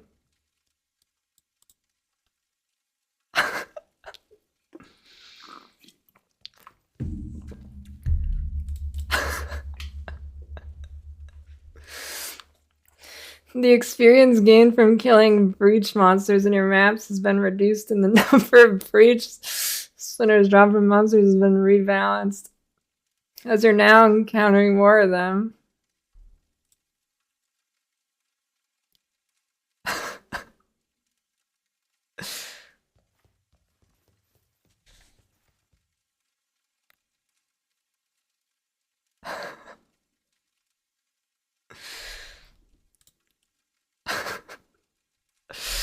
Breach stones. Damn, wait, that kind of sucks for leveling new characters.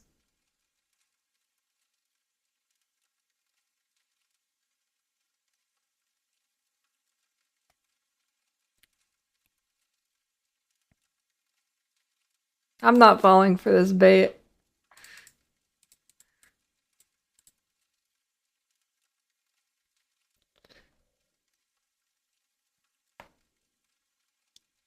Harvest crafting option for breach splinters.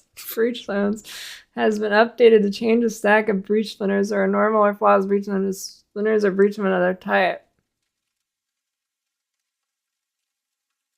Wait, isn't that what it was before?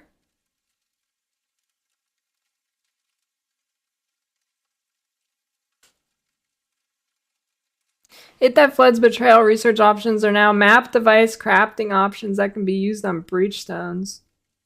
Oh, what? Hey, that's kind of cool. If they're cool or not.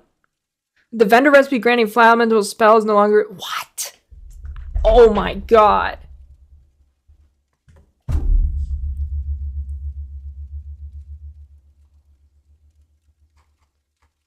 Oh, I gotta fucking skip to this shit. What, dude? Early game changes, okay. Early game changes, okay. No more. Oh my god. Oh, wait. I think you can still get Onslaught, you just have to Mule Ranger to, title.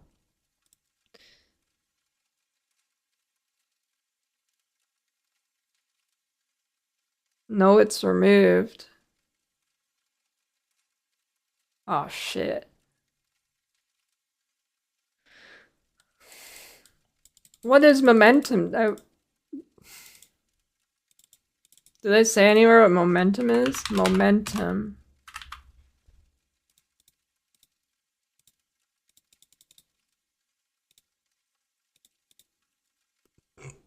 Oh, Christ, dude.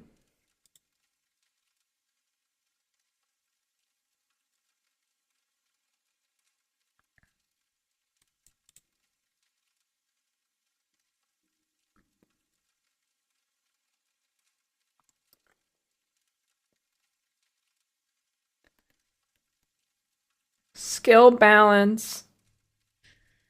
Number of specific changes primarily to skills acquired in the early game have been made to even the playing field between leveling options. The majority of skills changes have either been buffed or have received nerfs to early game power while compensating at high levels. A few gems which are overperforming, a few gems which are overperforming overall have had adjustments to both early game and end game power. Melee / sport, don't care. Awaken melee, okay, don't care. Blight now has a base duration of 2 seconds at all gem levels. It now deals 284, previously 257. Explosive trap now causes 3 smaller explosions at level 1, previously 4, up to 7, unchanged. Shattering Steel now has 5 to 7 attack at level 1, previously 8 to 12. Oh no, I hope they didn't touch Armor Brand Cremation. Splitting Steel now has 70% attack effectiveness of added damage. Wait, how does this get nerfed? How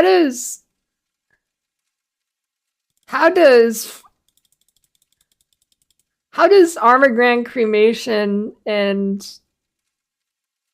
Stormblast Mine and Orb of Storms get? How do those get missed?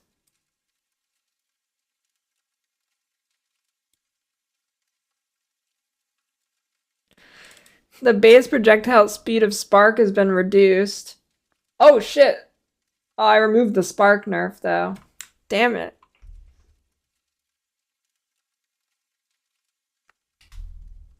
So that's not a bingo.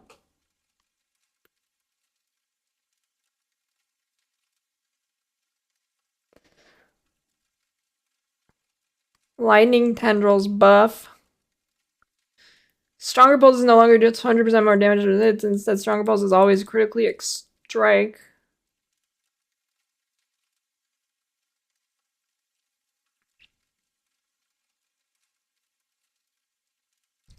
Poisonous Concoction now consumes 1 charge per projectile fired from a life flask instead of 2. So wait, Poisonous Concoction got buffed. Why the fuck would they nerf Splitting Steel?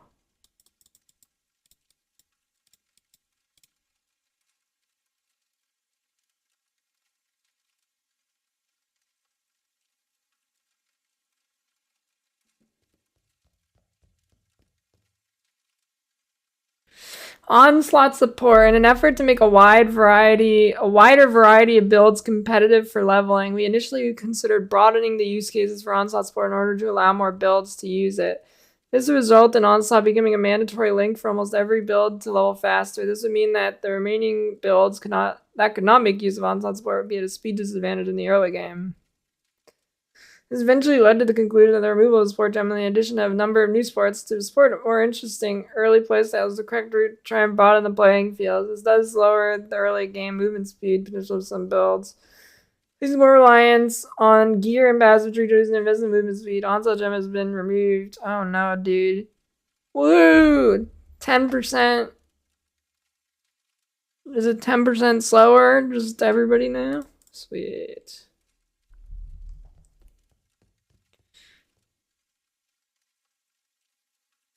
Something could save it. It can be saved still. Faster attack sports now at level 8.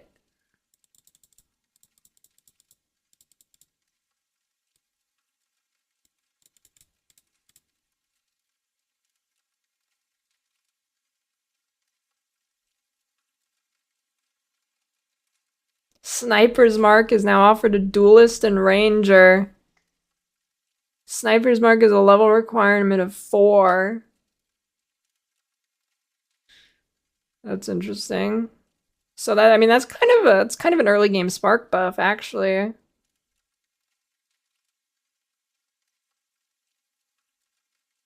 If you go spark. Assassin's Mark now has a level requirement of 16, Warlord's Mark 16, Poacher's Mark 16. Oh, I don't know, man. Scepters. Nerf their attack speeds. I mean, that's whatever. That doesn't make a difference. Wander and vendor recipe changes. The vendor recipe granting flat elemental damage to spells no longer exists. Why, dude? Weapons created using this recipe in the first few acts of powerful enough sources of damage do not need to be replaced until players reached even the final few acts of the game, which is not, or campaign, which is not ideal. Oh, it's implicit now. Yeah, but you lose a ton of spell. Oh, I guess that's easy enough to make up. Players should be actively considering weapon replacements as they progress through the leveling process, which is an aspect of leveling which is undercovered the existing of this vendor recipe. They also give spell casters a sooner damage advantage in early acts. We also have changed the implicit modifiers of many wands. They have now granted new implicit, which grants flat elemental damage to spells and attacks. To obtain flat LE early, while adding some more consistent early flat damage for wand attackers to take advantage of. They're also adding variants of these base types. Okay, well, I guess that's okay.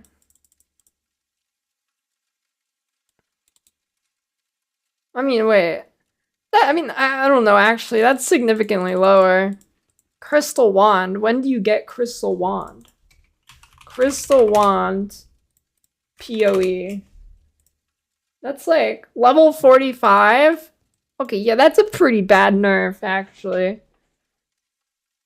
Yeah, that's a pretty bad nerf. Okay. Shit, dude.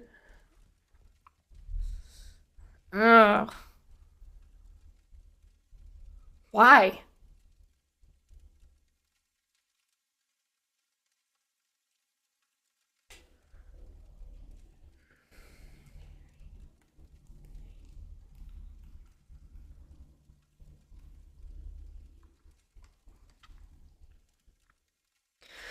Arcane Surge. An effort to have cast speed still available early for casters who want to invest into it in their support links. Arcane Surge now grants cast speed instead of more spell damage. Ugh.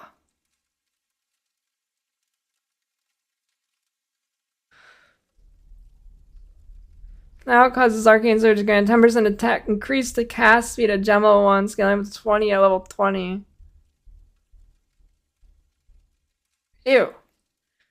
Hierophant's Arcane Blessing Ascendancy passive skill no longer provides 50% increased effect of Arcane Surge on units, and instead it now provides Arcane Surge grants 20% more spell damage to you.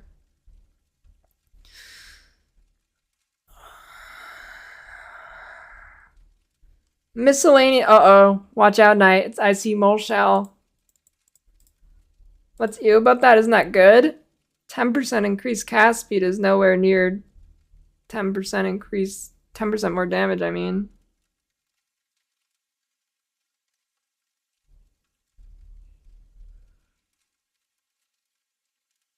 Also, that nerfs like Stormblast Mine and stuff. No, you don't. That's only if you use it as support gem. Usually use Arcane Surge for the buff. Stunning enemy. You never want to slap Arcane Surge on your main skill, usually. Stunning enemies become too trivially with the amount of hit damage the majority of players regularly deal. Oh, this is looking like a bone shatter angle. To combat this, we made it harder to stun enemies with hits for almost all skills. Wait. However, since melee relies on suns when other archetypes reserve the ability for melee attacks, the sun has remained untouched. Oh, Karn's still intact. Karn's still intact. Molten Shell currently outperforms other guard skills without much investment. We've reduced the amount of damage the buff provided by Molten Shell can take to bring this skill more in line with other guard skills. Molten Shell now has buff can take 10% up to your armor up to a maximum 5,000. Ugh.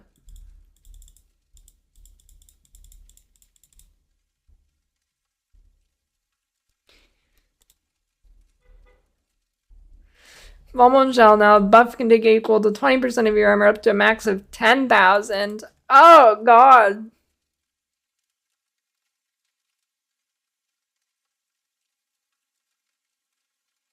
VMS is dog.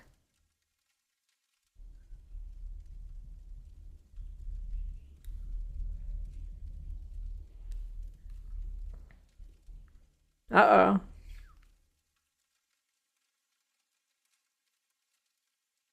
Immortal Call? No, now you just reactively press Vol Arctic Armor. That's what you do now. I think that's better. I mean, I think it's better. I think it's sick. I don't ironically think Vol Arctic Armor is sick.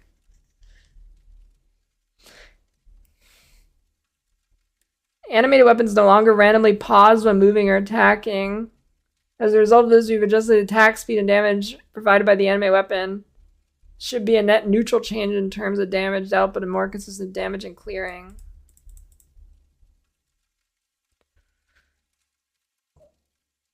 Yeah, dude, that's what I was thinking. Hold, press Vol Arctic and log out. That gives you the highest chance of surviving. Dude, why, I don't, why do they nerf leveling though? I don't get it. I don't get it, dude. I would have never expected that. Yeah, but now it's gonna be slower runs.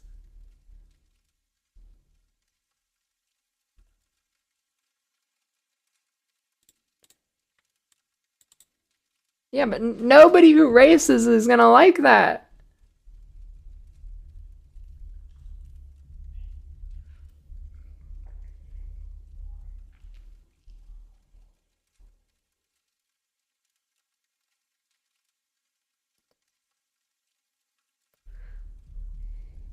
Bow attacks fire an additional arrow. Synth implicit can no longer roll on bows and quivers.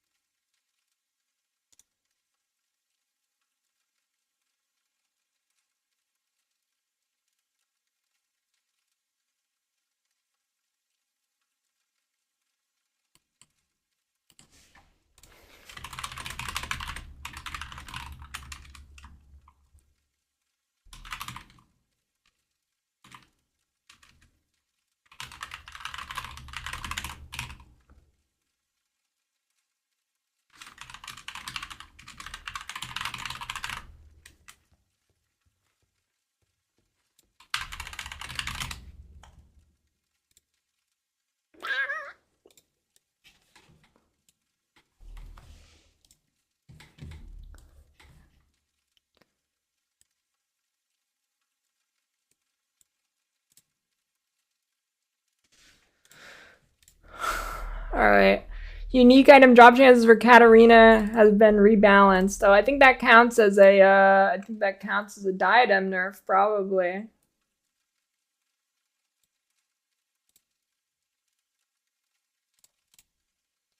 Powerful minions modifier has been split into two different modifiers. Powerful minions which boost life and damage of minions and constantly revives minions. The rare monsters modifier that triggers purple crystals when a monster hit now has larger crystals and the crystal have a slightly longer delay before exploding after the monster dies. Crystals now deal chaos damage instead of elemental damage. What? Why?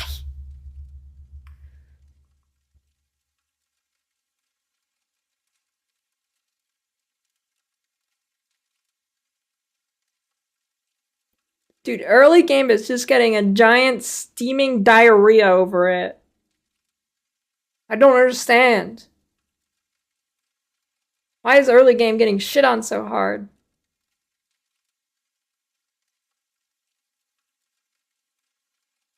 Curses applied by necromancers are no longer removed upon their death.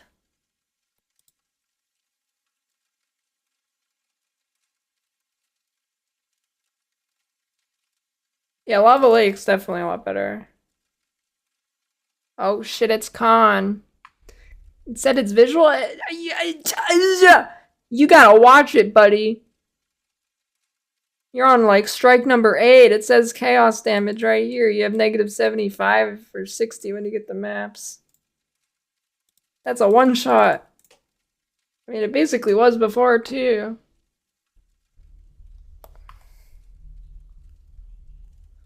Did they make mods have colors again? I don't think so.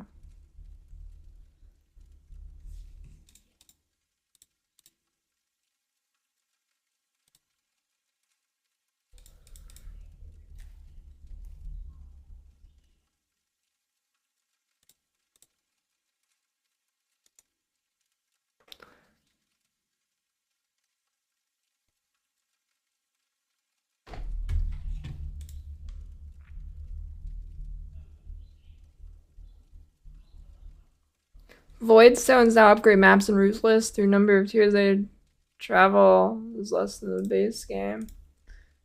Ruth, oh the mods. Abyss, oh shit, there's Essence. Alright. Alright, that's a GG.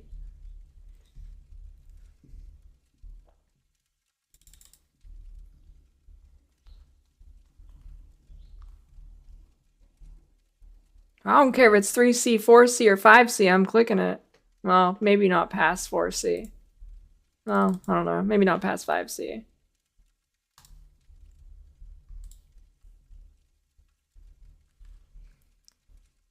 Fixed corpse walker bugs. Darn it.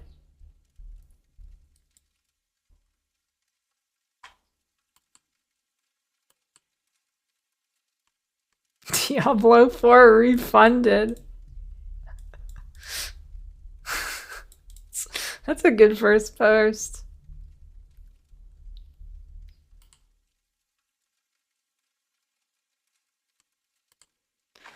Alright, what else is good here? Masteries. Alright, let's see masteries. Look at the masteries Path of Exile skill tree. Realize a lot of choices were rather bland, could be a lot more exciting. We have reviewed each mastery one by one and tried to come up with as many interesting stats we could, ignoring what was currently available. Once we had a short list of high quality stats, we had the existing ones I used to be on each master and picked the 6 best. All the leftover ones have been saved for later or used in other places like unique items. This process was formed on approximately half of the tree, initially targeting the ones I needed the most. Previously, some masteries only had 4 options, so we had to try to increase as many as 6 possible options. We have also new stud and recovery mastery types. Fill gaps while we're missing. Okay, cool. Accuracy masteries. New. Gain accuracy rating equal to your intelligence. Yeah, that's pretty good for int stackers. That's pretty fat if you're an int stacker. Minions accuracy rating is equal to yours. 50% increased accuracy rating at close range. Oh shit, that's pretty good for melee. Except for melee, you probably want to click the node where that'll invalidate that one anyways. 500 to accuracy rating minus 2 to accuracy per level. Yeah, that's pretty good, except you'd probably just click Resolute Technique anyways. Well, I mean, that's still a pretty flat bonus, even if you're level 100. Plus 300, that's pretty fat. Armor masteries. Plus 1 armor per 2 strength. So what, like 600 armor on a normal build or something, maybe? I don't know. Plus 1 do all max res if equipped helmet, body armor, gloves, and boots all have armor. Okay. 20% increased armor per second, even stationary, up to a maximum of 100%. Dude, that's a Vol Arctic armor buff. Increased armor from equipped boots and gloves. That's shit. Oh, that might be a little bit actually. I don't know. Armor and energy shield masteries. 2% chance per 5% missing energy shield defend with 150% of armor. Oh, no, wait. Oh, shit. Recover 5% of energy shield over 1 second when you take physical damage from an enemy hit. That's pretty good. 10% of armor also now applies to chaos damage from hits. 100% of increased armor and energy shields from equipped body armor equipped.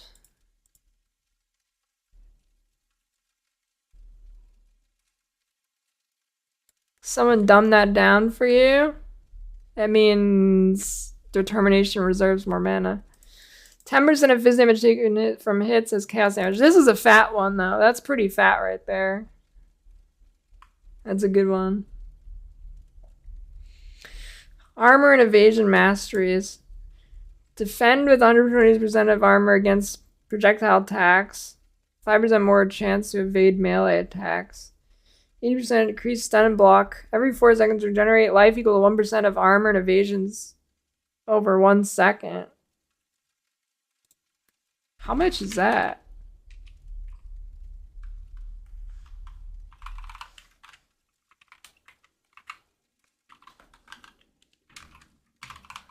I mean, how much armor do you normally get on a build? Like, that's pretty shit. I don't know. Actually, that's pretty good for champ. That's pretty good for champ. That kind of gives you a little bit more regen because champ struggles with regen. 40% increase evasion rating if you've been hit recently. 40% increase armor if you haven't been hit recently. Immune to poison if equipped helmet has higher evasion rating than armor. Immune to bleeding if equipped helmet has higher armor. Oh, that's a pretty big one right here. That's a pretty big one. Attack masteries. It probably makes you CB immune. Dude, I can't believe they removed determination reservation efficiency. What? Oh my god.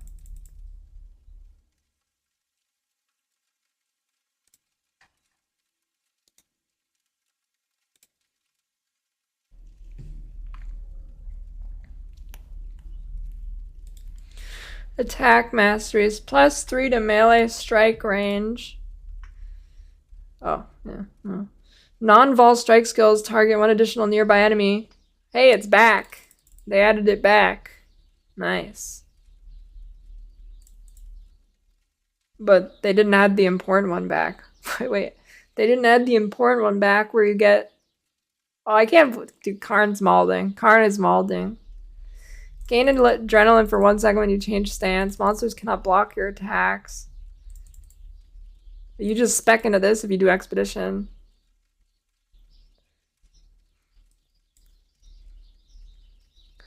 %5 increased attack speed per enemy in close range. Nearby enemies are intimidated while you have rage.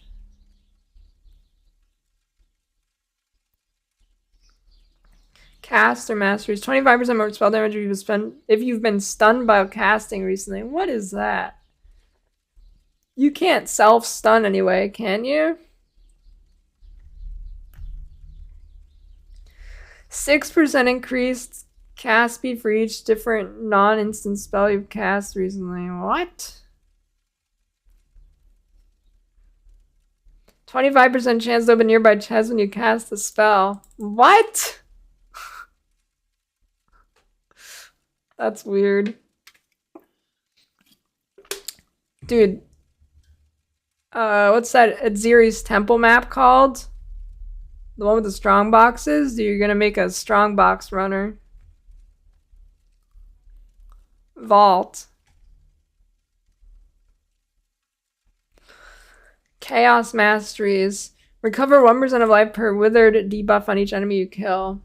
That's a ton of, well, I guess they die pretty quickly before you could even get a good stack of them, but... Plus 1 to max chaos res. Deal 10% more chaos damage to enemies that have energy shields.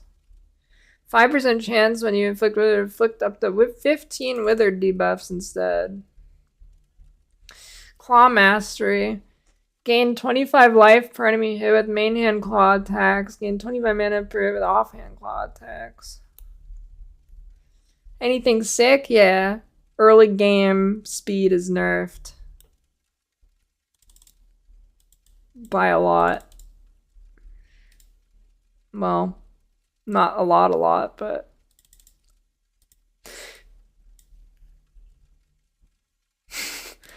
Inherit attack speed bonus from dual wielding is double while wielding 2 claws. 60% increased damage with claws against enemies that are on low life. 10% of leech is instant per equipped claw. 50% increased stealth if you hit with the claw recently. Cold Mastery. 10% chance of a cold exposure on hit with cold damage. Enemies near targets you shatter have 10% chance to be covered in frost. 1% to max cold res. Chills from your hits always reduce action speed by at least 10%. Enemies permanently take 5% increased damage for each second they've ever been frozen by you.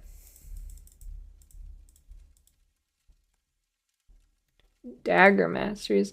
50% increase projectile speed while while wielding a dagger. Oh shit, now you're gonna use daggers for Spark. Log in. Spark daggers, it's time.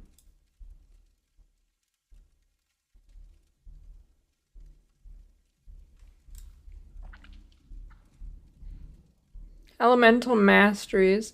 15% reduced effective exposure on you. Hits have 25% chance to treat elemental enemy monster resistance values as inverted. Wait. What? That's weird.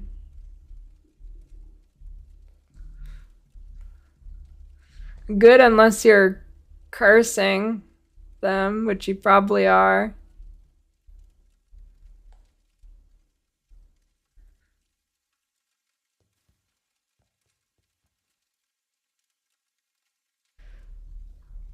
Spark Trickster live after these nerfs and changes?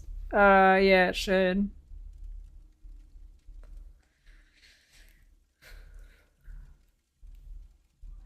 Critical strikes against you do not inherently inflict Ellie ailments. 3%. No, they remove 15% Ellie on energy. They remove 15 all res. Oh my god. Early game's getting hit so fucking hard, dude. Holy.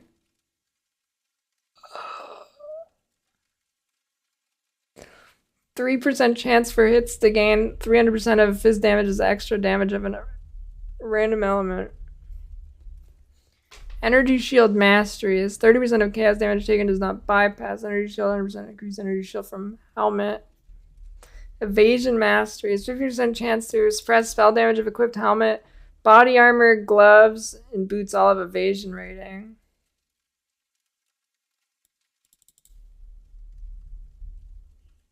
I'm gonna hope they didn't remove the other one.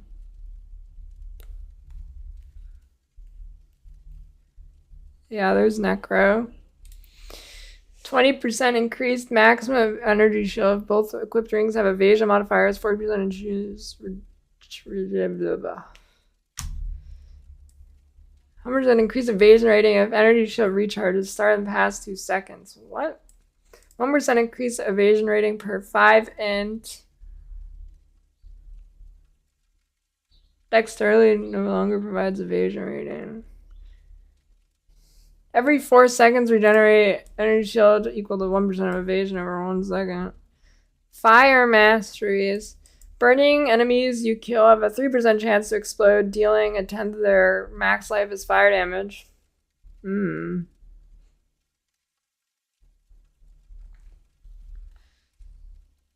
Oh, I wonder if the curse one got fucked. 50% chance to refresh ignite duration on critical strike. Regenerates 1 life. Oh, that wasn't a mastery though. Never mind, that was just a node. Generates 1 life per second for each 1% uncapped fire res. What?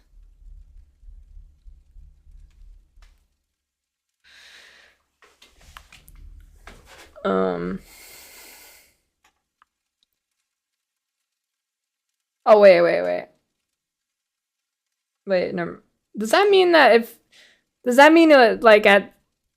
Does that mean it's like 75 life at 75 res, or is it 75 at 0 res?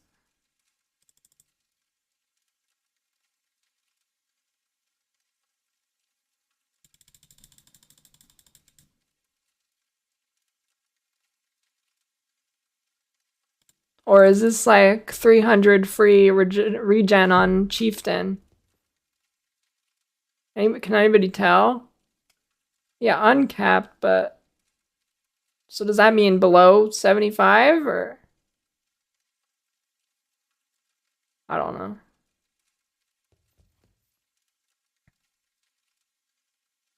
Critical strikes do not inherently ignite 100% damage with the hits against ignited enemies.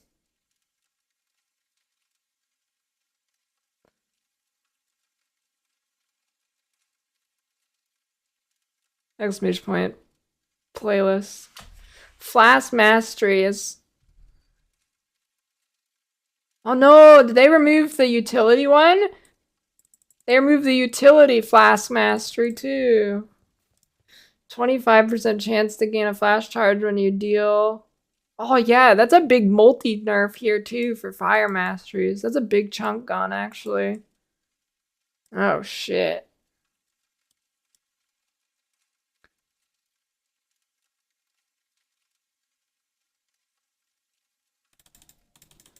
Enemies you kill are affected by ailments. Grant 100% increased flash charges. Recover 4% of life and use a flask. I mean, I think the flask tag's still fine. You just lose 1 charge on a mastery. Which, I mean, it wasn't necessary.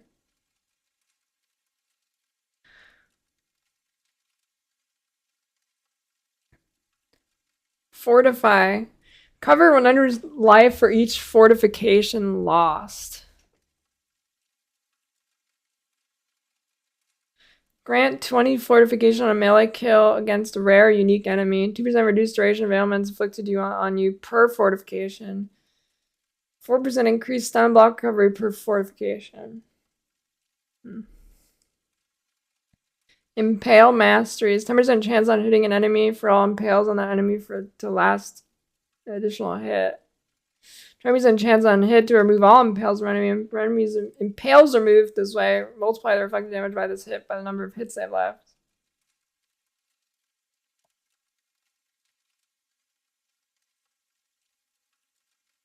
Leech Master. Yeah, I mean, the thing with the Ruthless Race too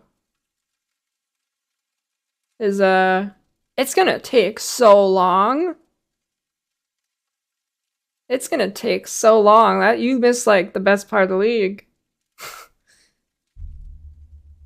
This is looking like a really good league, so it's pretty good incentive to not do the race when the league looks like it could be the best league.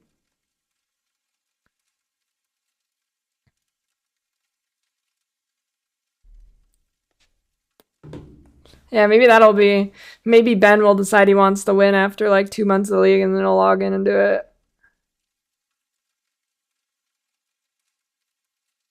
Leech Masteries. 10% of Leech is instant. 40% increased armor and evasion while leeching. Oh, the Leech Masteries. These look pretty good. Karn's pogging out right now. 25% more damage with hits against enemies that cannot have life leeched from them. 20% of damage taken recoups his life as leech was removed by filling unreserved life recently. 25% of damage taken recoup the life if leech was removed by filling unreserved life recently.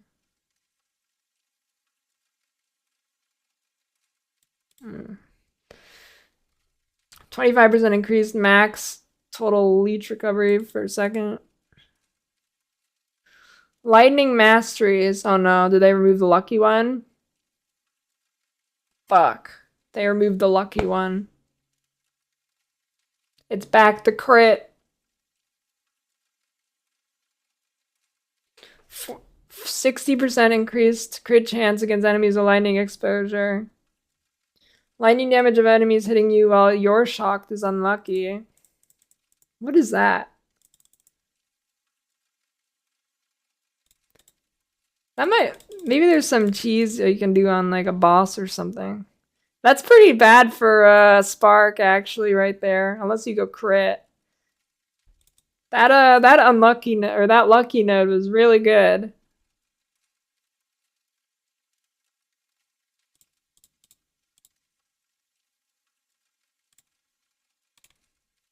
Life masteries are these are fat. 10% more life if you have at least 6 life masteries allocated. Yeah, that's pretty fat. 50% max life if there are no life modifiers on equipped body armor. Dude, that's huge for like some body armors that don't have life on them.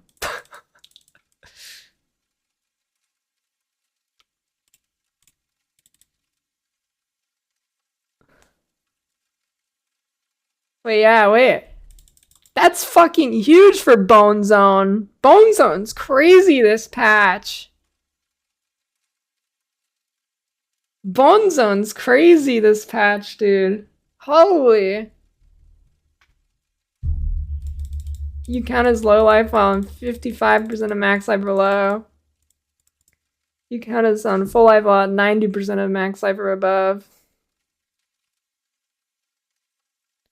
I don't know, there's a bunch of Bone Zone buffs.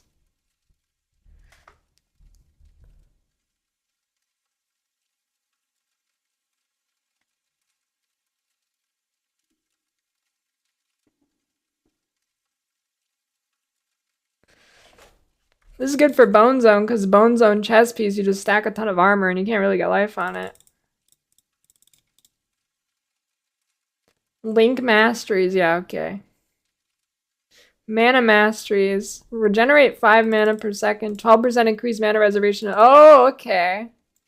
So that's what... Okay. Okay, that's pretty good. So that's why they removed the Determination and Grace one. Okay. Ooh. Saved. Alright. Thank God. Yeah.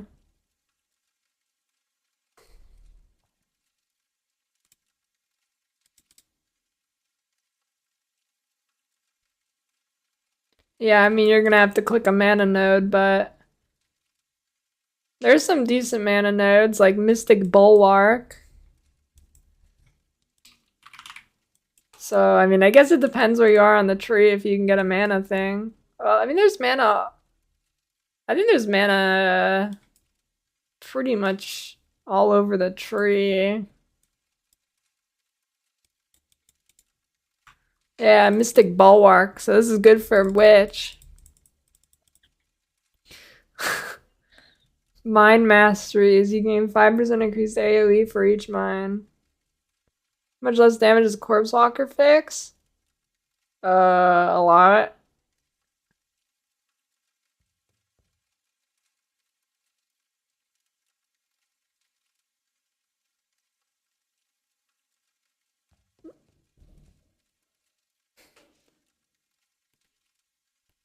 I mean, I think it's weird wording.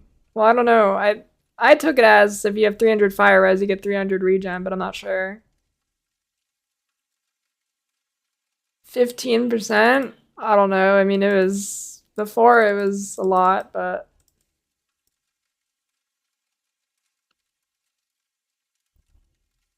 Hey, as long as it's not...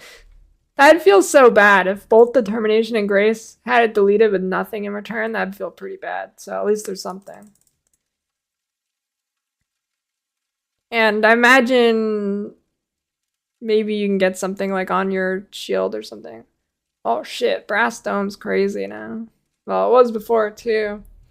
Mark Masteries. Marked enemy cannot regen life. Oh yeah, I did see that bugged armor with 25,000 fire res.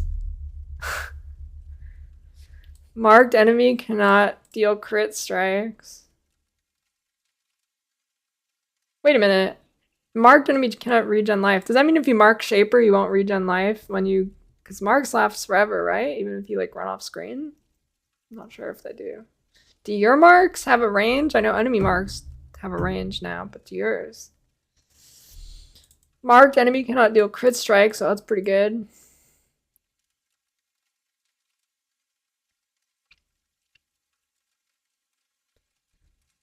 Your mark transfers, you know what I mean? Physical masteries, 10% more maximum physical attack damage. That's pretty good. Cannot be stunned by hits that deal only phys damage.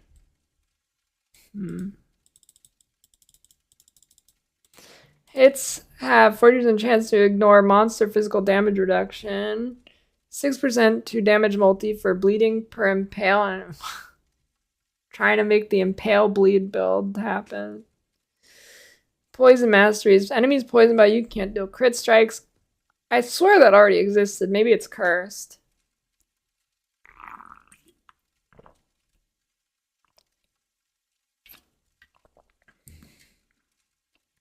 Four out of 40 challenges is pretty thick. Protection masteries. Your elemental resistance cannot be lowered by curses.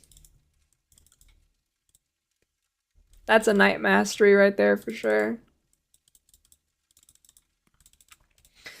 65% reduced effective withered on you. Damaging ailments cannot be inflicted on you while you already have one. Non-damaging ailments cannot be inflicted on you while you already have one.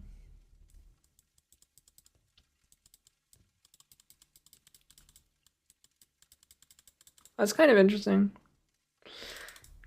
Recovery masteries. 3% chance to recover all life when you kill an enemy. Oh, what? Can you imagine somebody being saved by that? Life recoup effects instead occur over 3 seconds. Every 3 seconds, consume a nearby corpse to recover 10% of life. Nearby enemies have 50% life regen rate. Life recovery from regen is not applied every 4 seconds. Recover 1 life for every 0.1 life recovery per second from regen. Regenerate 50 life per second. And that's pretty good for some stuff. I don't know. Reservation masteries. +1 on max res if you have reserve life and mana.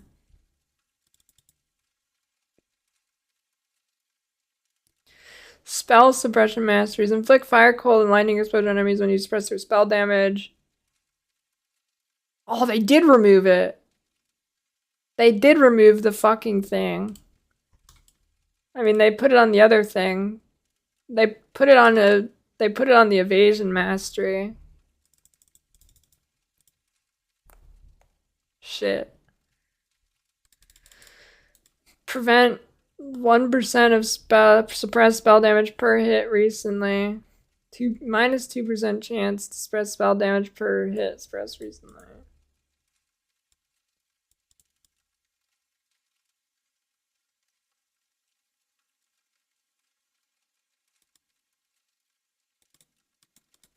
You mean eternal damnation? No, it's gone. Spread spell damage can inflict ailments on you. That's pretty fucking good. That's pretty good for bossing. I mean, assuming... I mean, I guess you'd probably have a... Well, I don't know. That's pretty fucking good, actually. You don't have to worry about ailments.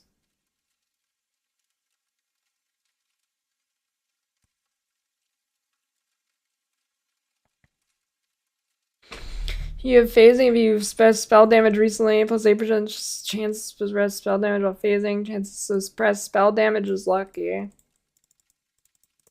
This is a pretty good one right here. That's pretty good for early on. That should help a lot early on, actually. That'll be nice. Still can be afflicted by non-hits.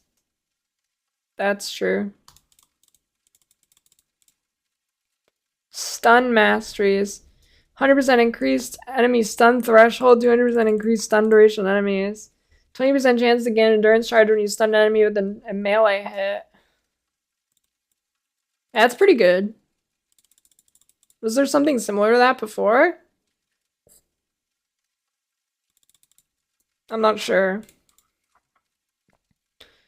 50% crit multi against stun enemies. Hits against you cannot be crit strikes. If you've been stunned recently, 20% chance to deal stunning hit to nearby monsters when you're stunned. Gain adrenaline when stunned.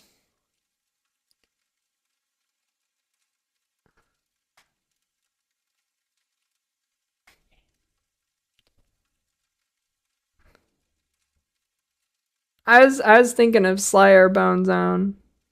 Not Jug.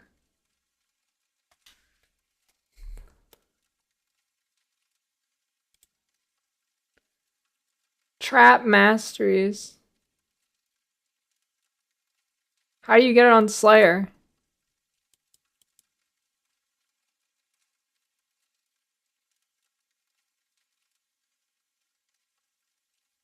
Oh, right. I guess it is that armor node. Chance to gain on hit inexorable or whatever. Yeah, true. Trap masteries, 8% chance for traps to trigger an additional time. 2-hand masteries, ruthless hits, intimidate enemies for 4 seconds. Warcry masteries. Warcries can exert travel skills or remove all damaging ailments when you warcry. 10% chance to exert 3 additional attacks. Alright, what is juicy that was removed? Oh, the precision one. This, no, not really. Determination one, that's pretty bad. But I guess it's kind of... 5% of evasion rating is armor, defiance, banner.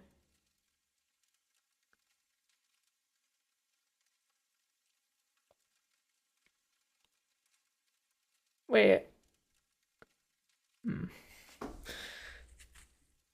Oh, the chaos multi one. Effective withered one. Oh, flat chaos one. Shit, dude.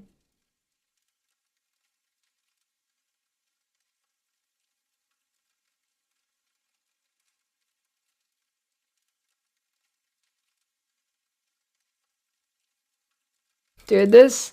Oh, the ailments one, too. Dude, DD actually got hit pretty hard. DD actually got hit pretty hard. I mean, you can probably make it up with the Crucible weapons or whatever, but... Shit, dude.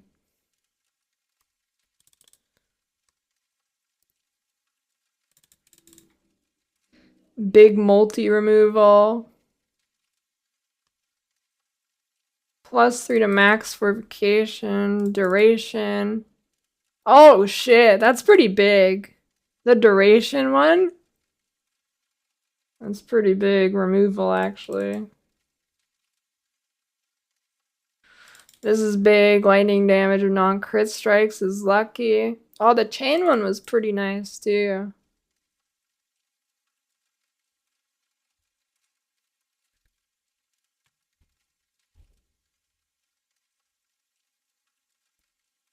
Clusters?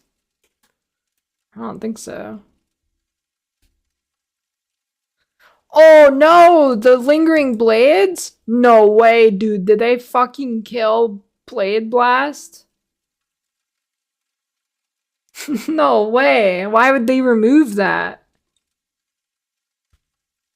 Oh my god. No, dude, not Blade Blast. You kidding me?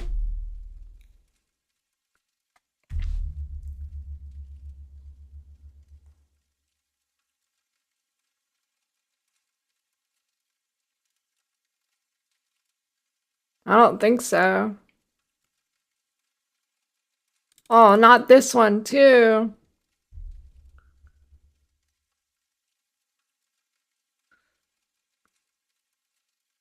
Skitterbot's efficiency.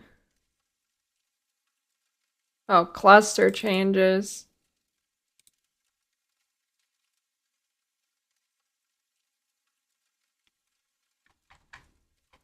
Poison nerf? I guess technically. I mean, kind of.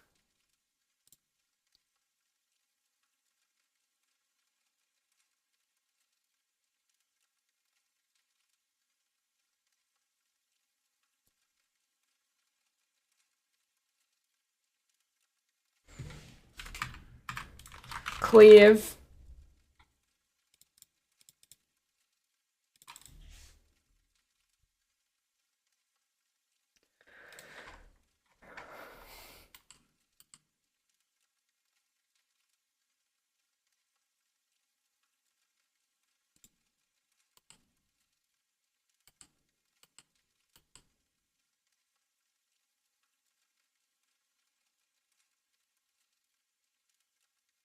Shit, dude.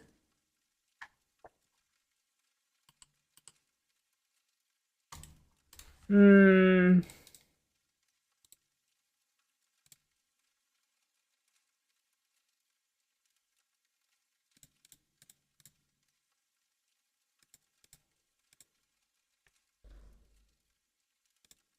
What? You mean what do we play before next league? Grim Dong.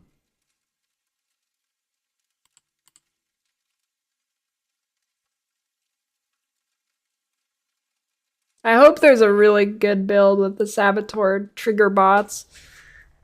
Those seem sick.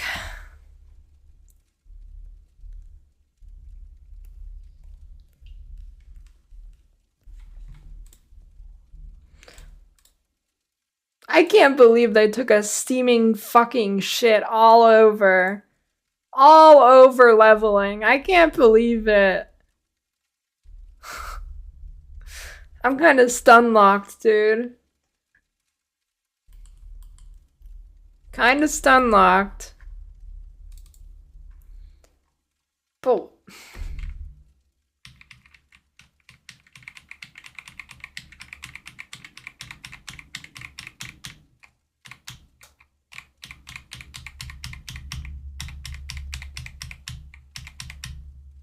I don't know. I mean, you name one of the core things of leveling fast, it's probably nerfed.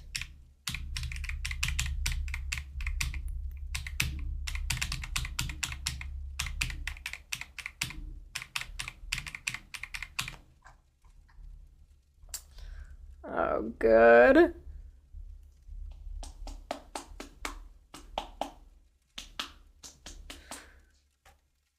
I think this is still going to be a banger league, though. I'm just not looking forward to the leveling nerfs. Yeah, but it's weird, though. Like, actual game doesn't get any slower. It's literally just leveling. The part people don't like, and it's making people do the part they don't like more. I don't understand. I don't understand. I don't understand. People aren't going to like it more if they have to do it for longer.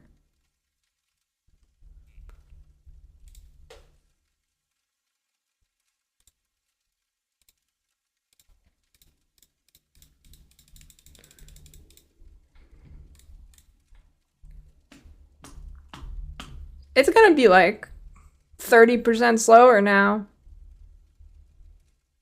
20 to 30% slower. It's going to be sick.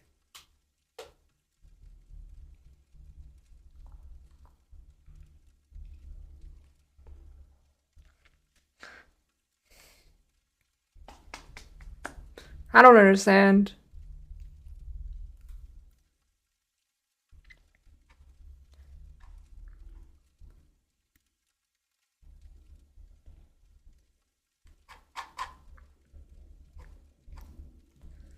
Oh, maps. Following maps have been added back to the atlas. Arid Lake, Armory, or Arid Lake, good. Armory, fine. Barrows, good. Beach, good. Belfry, fine. Cells, bad. Chateau, pretty good. Conservatory, fine. Core, bad. Crystal Ore, good. Desert Spring, good. Dig, fine. Excavation, good. Fields, good. Flooded Mine, bad. Fungal Hollow, good. Geode, good. Dude, it's been a while since Geode's been in. Jungle Valley, good. Lighthouse, good. Malformation, fine. Dude, looking like some solid maps this league. Marshes, fine. Pit, whatever. Race course, good. Ramparts, good. Relic chambers, whatever. Scriptorium, bad. Siege, I don't remember Siege. Oh yeah, I do. Fine. Stagnation, bad. Tower, fine. Yeah, I think it's a stone chaos elemental guy.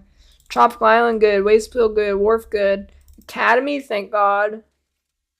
Academy remove, good. Acid Caverns, good. Ancient City, whatever. Ashen Wood, rip. Bazaar, whatever. Bog, rip. Burial Chambers, rip. Cage, rip. Carcass, rip. Channel, rip. Courthouse, rip. Dark Forest, good. Desert, good. Estuary, rip. Fork and River, good. Gardens, whatever, are good. Ghetto, whatever. Grave Trough, good. Graveyard, good. Haunted Mansion, rip. Iceberg, rip. Ivory Temple, rip. Lava Lake, rip. Lookout, rip. Mausoleum, rip. Mesa, rip. Peninsula, whatever. Sepulchre, Spider Forest, Spider Lair, whatever. Sunken City, whatever. Villa, rip. The biggest balance changes?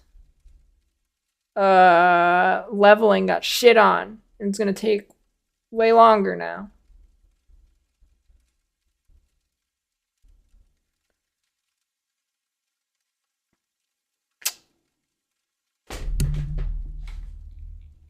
Well, leveling as an axe.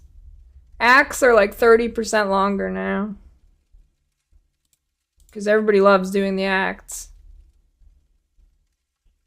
I don't know, momentum might be good, but what the fuck is it? It's hard for it to be better than 15% movement speed or whatever. Oh, 20% movement speed. There's no way it beats that. It's gonna be like Combat Rush or some shit, which isn't even good.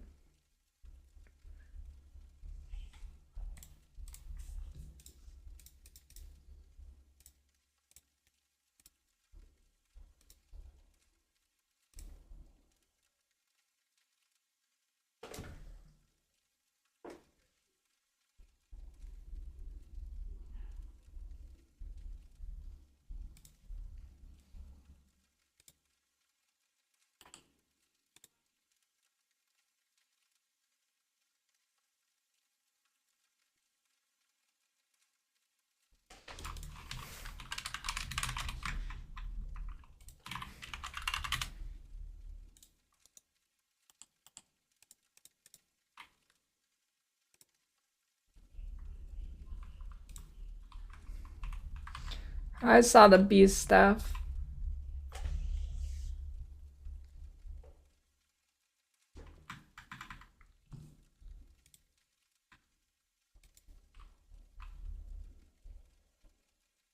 Unless there's something different than the thing they showed.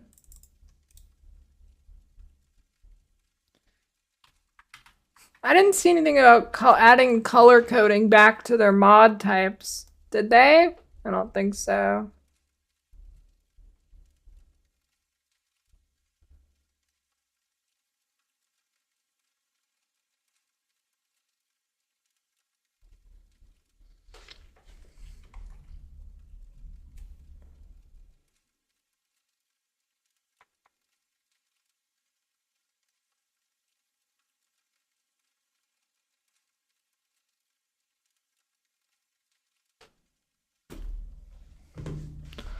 What does Immortal Resolve card give? Well, I don't think it was removed. It gives like a 6-thing influence or something, right? Arcane Surge nerfed.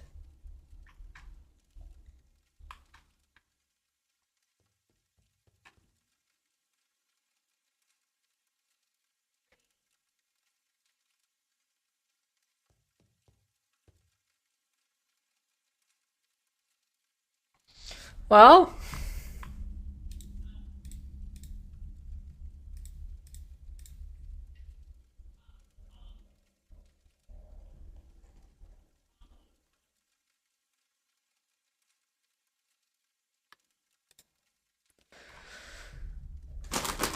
Can't say I'm happy about the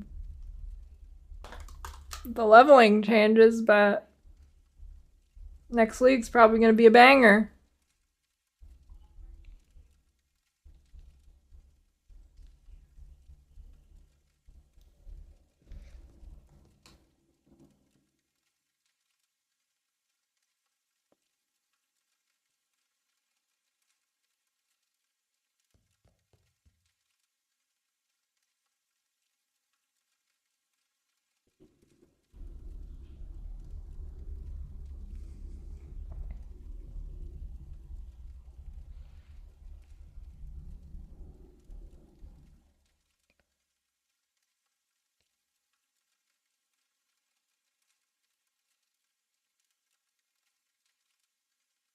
Oh, endgame changes.